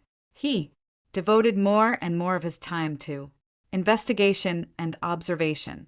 He called in some favors to access the old orphanage records, and through various channels quietly kept tabs on my every move, every interview I gave, my college entrance exam choices, everything about me. It seemed he was trying to piece together a complete picture of Alicia, utterly different from the one he thought he knew. On the eve of my university move-in day, Mr. and Mrs. Jones saw me off at the airport. Mrs. Jean's eyes were red as she repeatedly reminded me to take care of my health and eat my meals on time. Mr. Jean gave my shoulder a firm pat and said, "Lucia, once you're at school, study hard, but don't push yourself too much. Don't worry about things back home. Your mom and I will always be here for you." I promised them everything, hugged them tightly, then turned and walked through the security checkpoint without looking back. I was afraid that if I looked back and saw their tears, I wouldn't be able to hold back my own. A new city, a new school, a fresh start. I poured all my energy into my studies. The medical curriculum was heavy and dry, but I relished every bit of it. Anatomy, pharmacology, pathology, each course fills me with fulfillment. I know this is the path I should truly follow, arming myself with knowledge and skills to become a true healer who can save lives, not like Vivian, that so-called miracle doctor who seeks fame and glory. College life is peaceful and fulfilling. I maintain excellent grades, join clubs that interest me, and occasionally video call with my parents, Mr. and Mrs. Young. The troubles in Cloud City seem far away from me now until the second semester of my freshman year.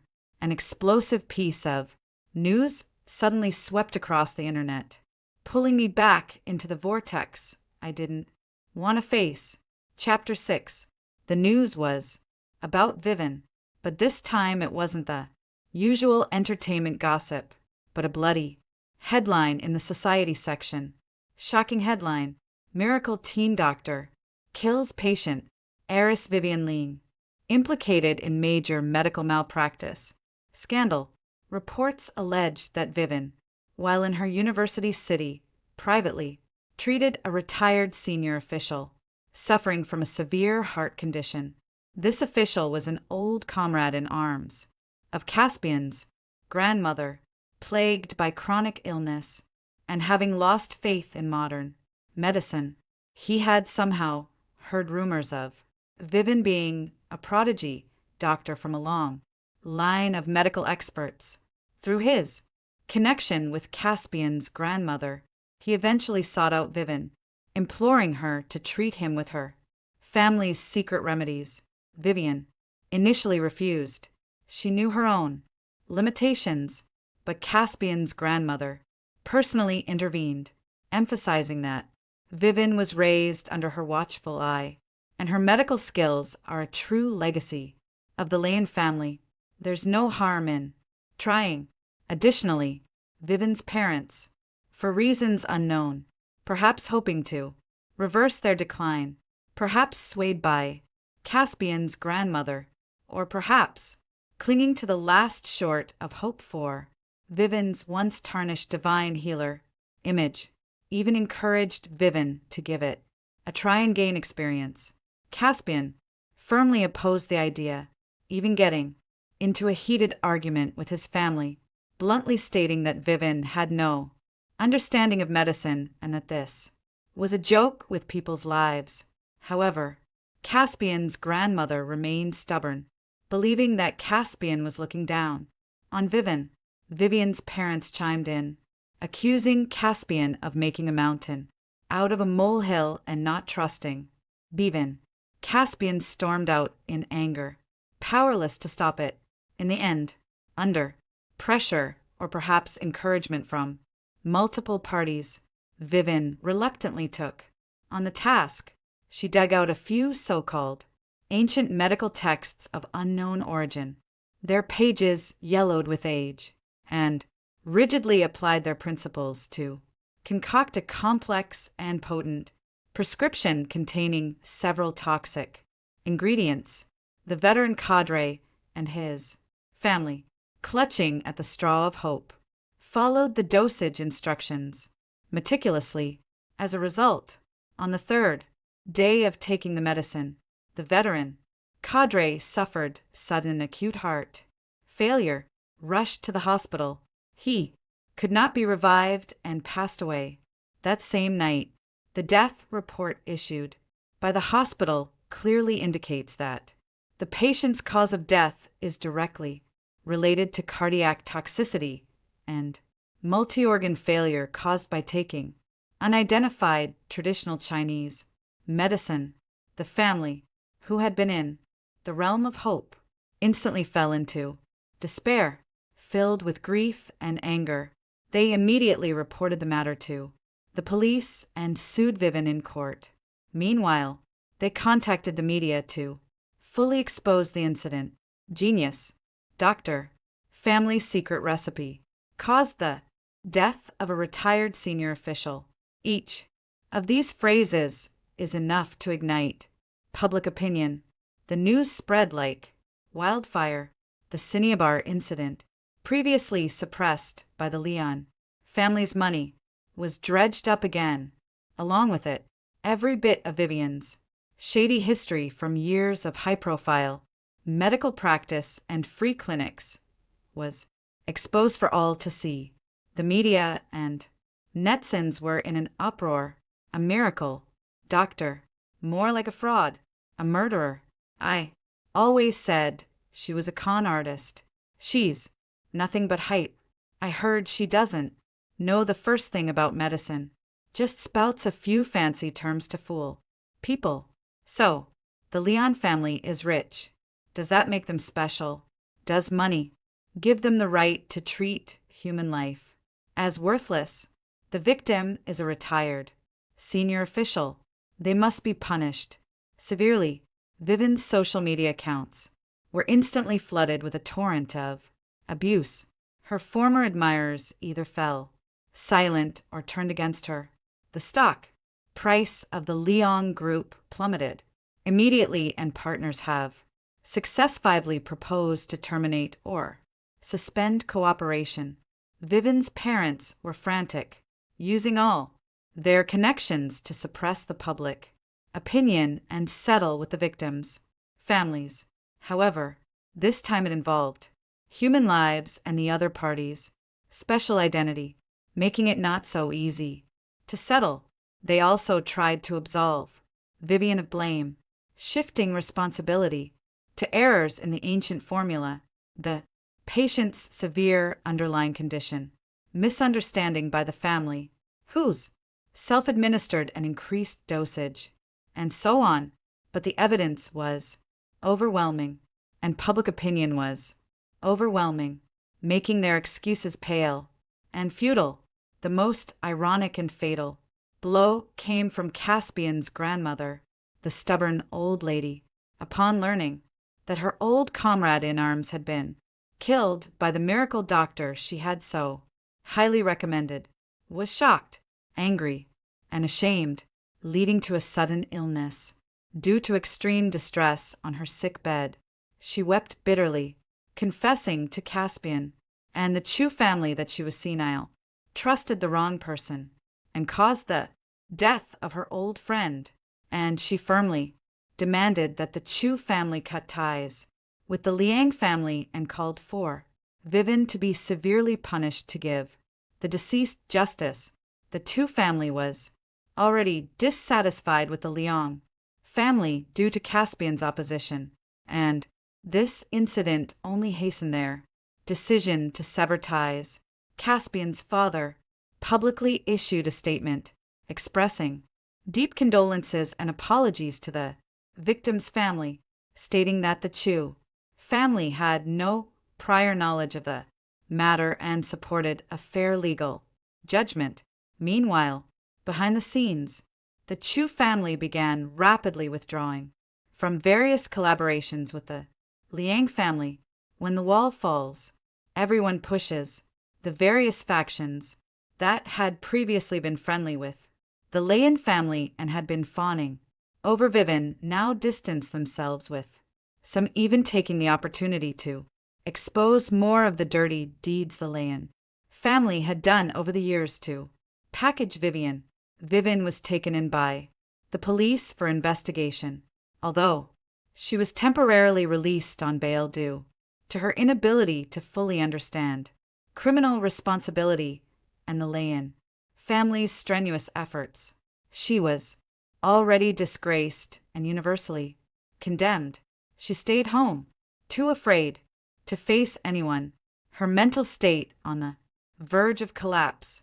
She spent her days in tears, crying out, "I didn't mean to. They made me do it. It's all Lukia's fault." If it weren't for her, her words were chaotic and filled with venom. Vivian's parents seemed to age 10 years. Overnight, half of Vivian's father's hair had turned white, while Vivian's mother wept constantly, seeking help everywhere, but hitting dead ends. Their once proud miracle doctor had become a murderer who took lives. The carefully built business empire they cherished was now in shambles, its reputation shattered, teetering on the edge.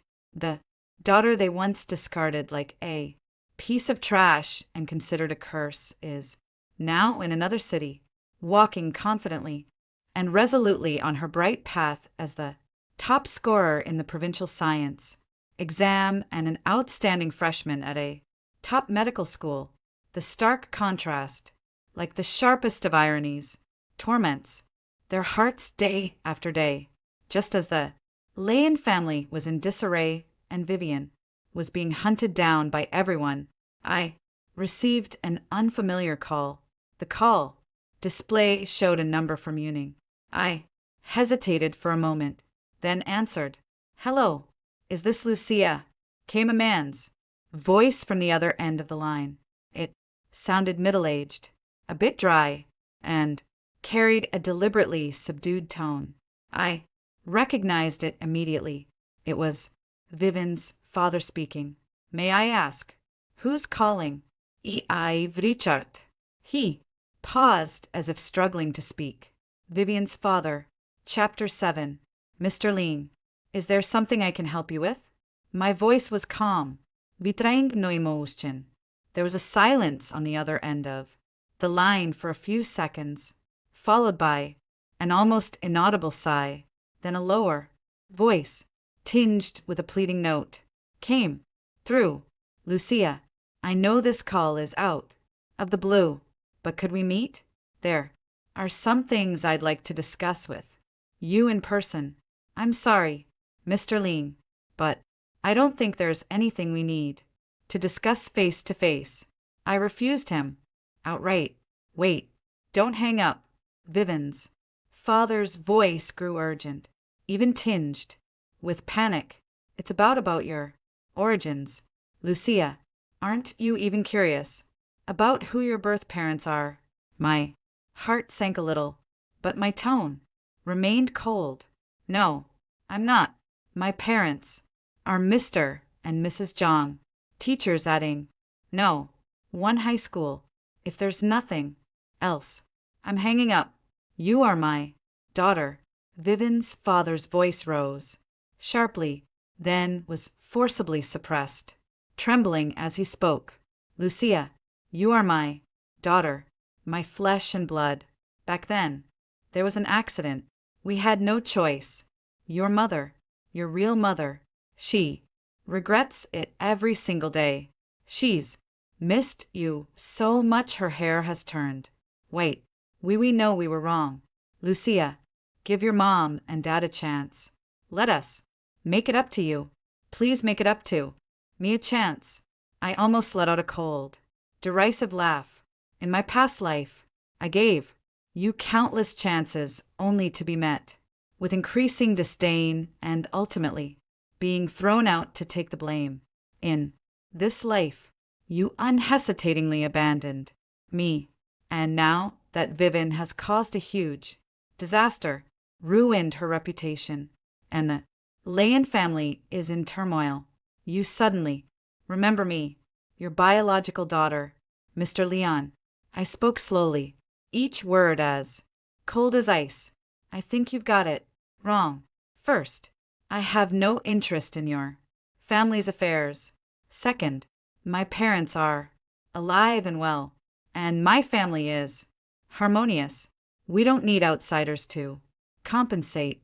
Third, if you're in trouble because of Miss Vivian and are looking to divert attention or do something, you've got the wrong person. Goodbye. After saying that, I didn't wait for a response and directly hung up the phone, then blocked the number. But that wasn't the end of it. A few days later, Vivian's mother, through some convoluted connections, actually managed to find her way to the entrance of my dormitory. She looked much more haggard, her clothes no longer as flashy as before.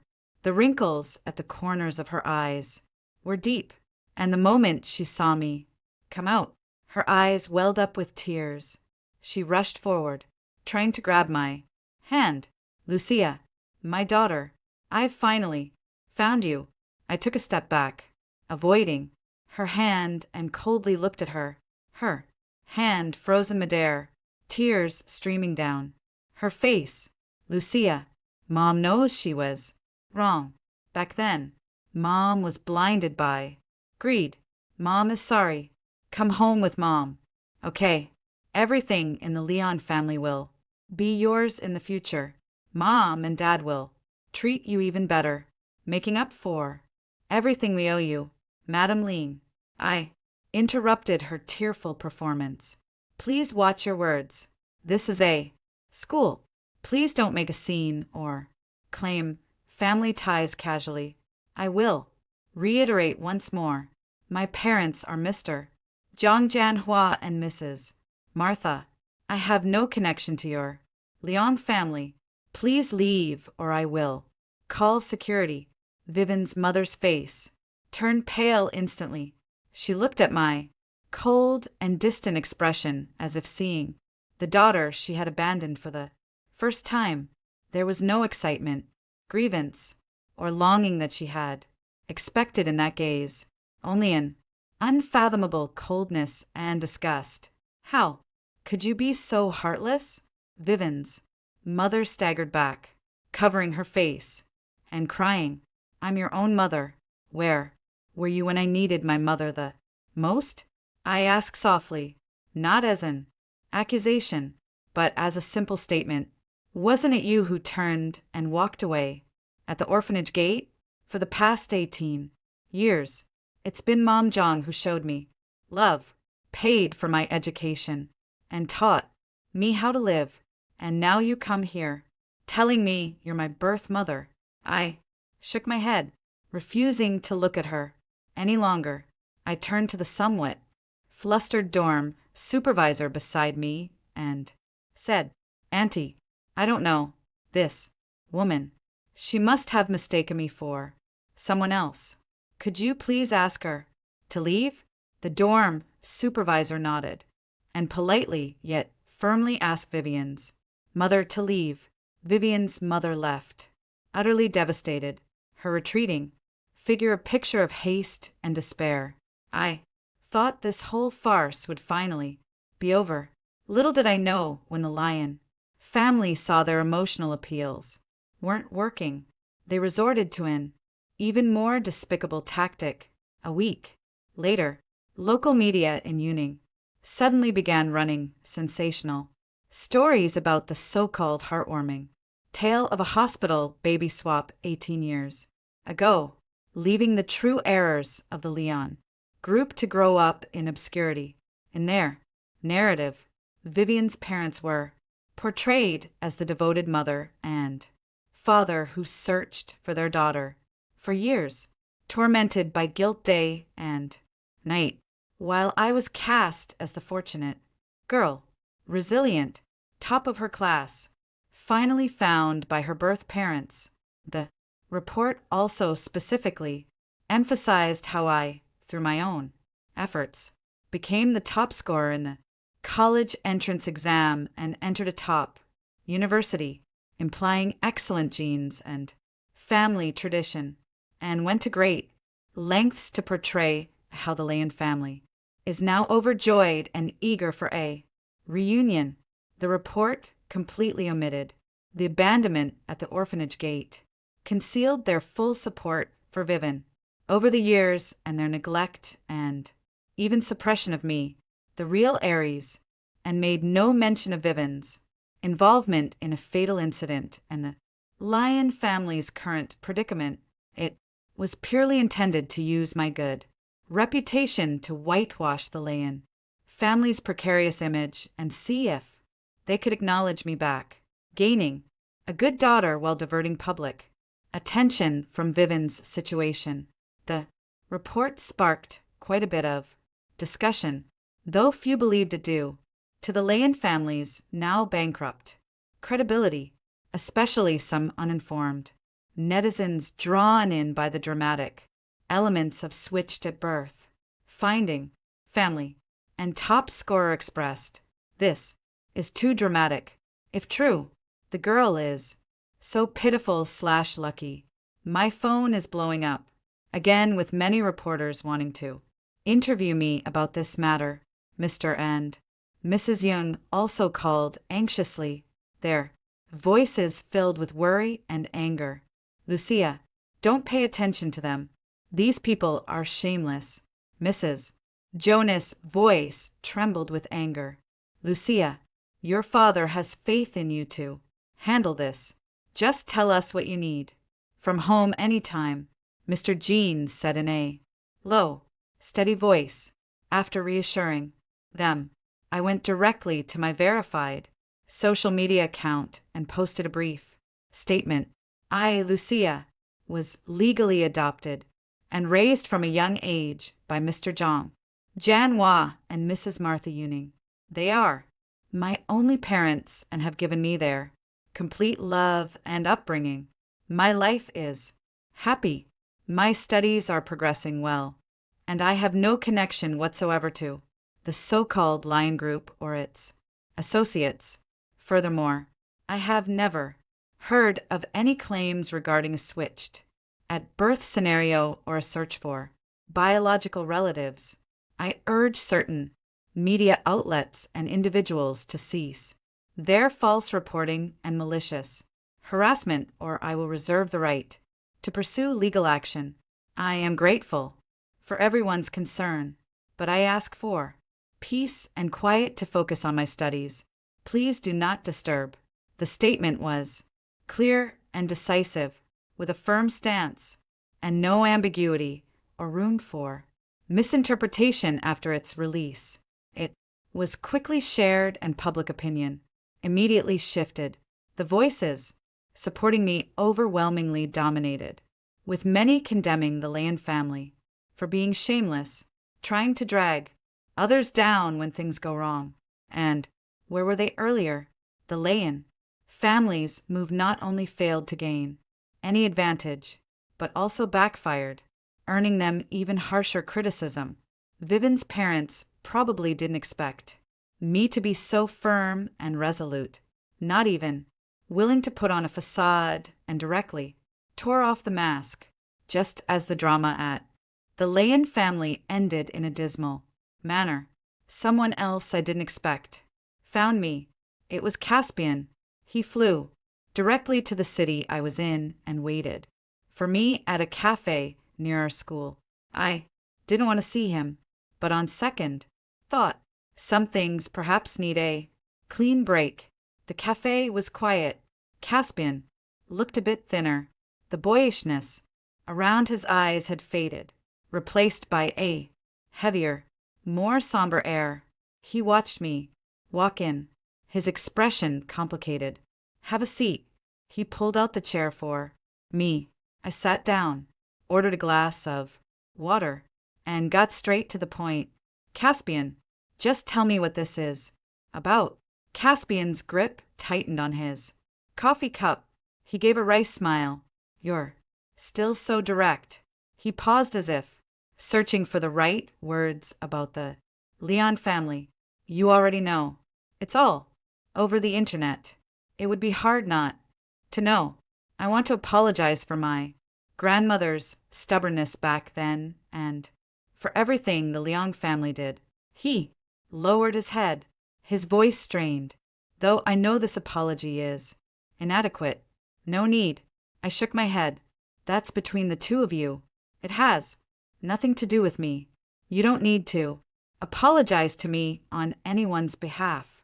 Caspian looked up, his gaze intense. "Lucia, did you already know?" "Know what?" "I know. Vivian isn't really knowledgeable about medicine. I know about the Lean family and your relationship." His gaze was sharp, trying to find a flaw in my expression. I met his gaze and said calmly, "Caspian, I'm a student and my focus is on my studies. Whether Vivian understands medicine or not is her business, and it's up to professional institutions and the law to judge. As for my relationship with the Leyen family, I've already made it very clear in my statement.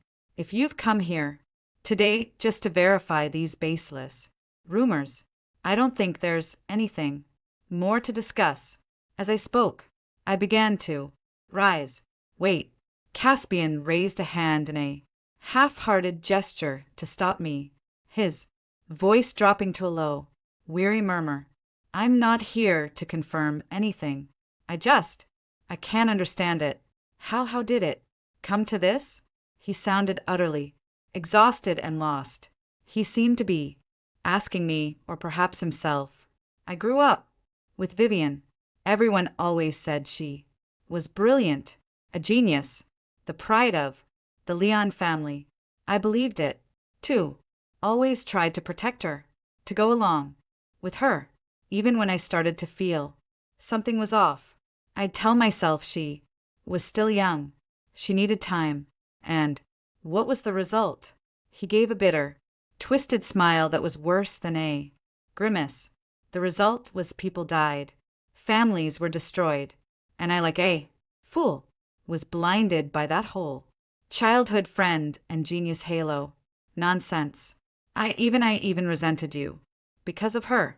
In my heart, I thought you stole the attention that was rightfully hers." He was referring to the vague, entangled grudges from his past life. I listened quietly without interrupting until now. I have finally seen clearly.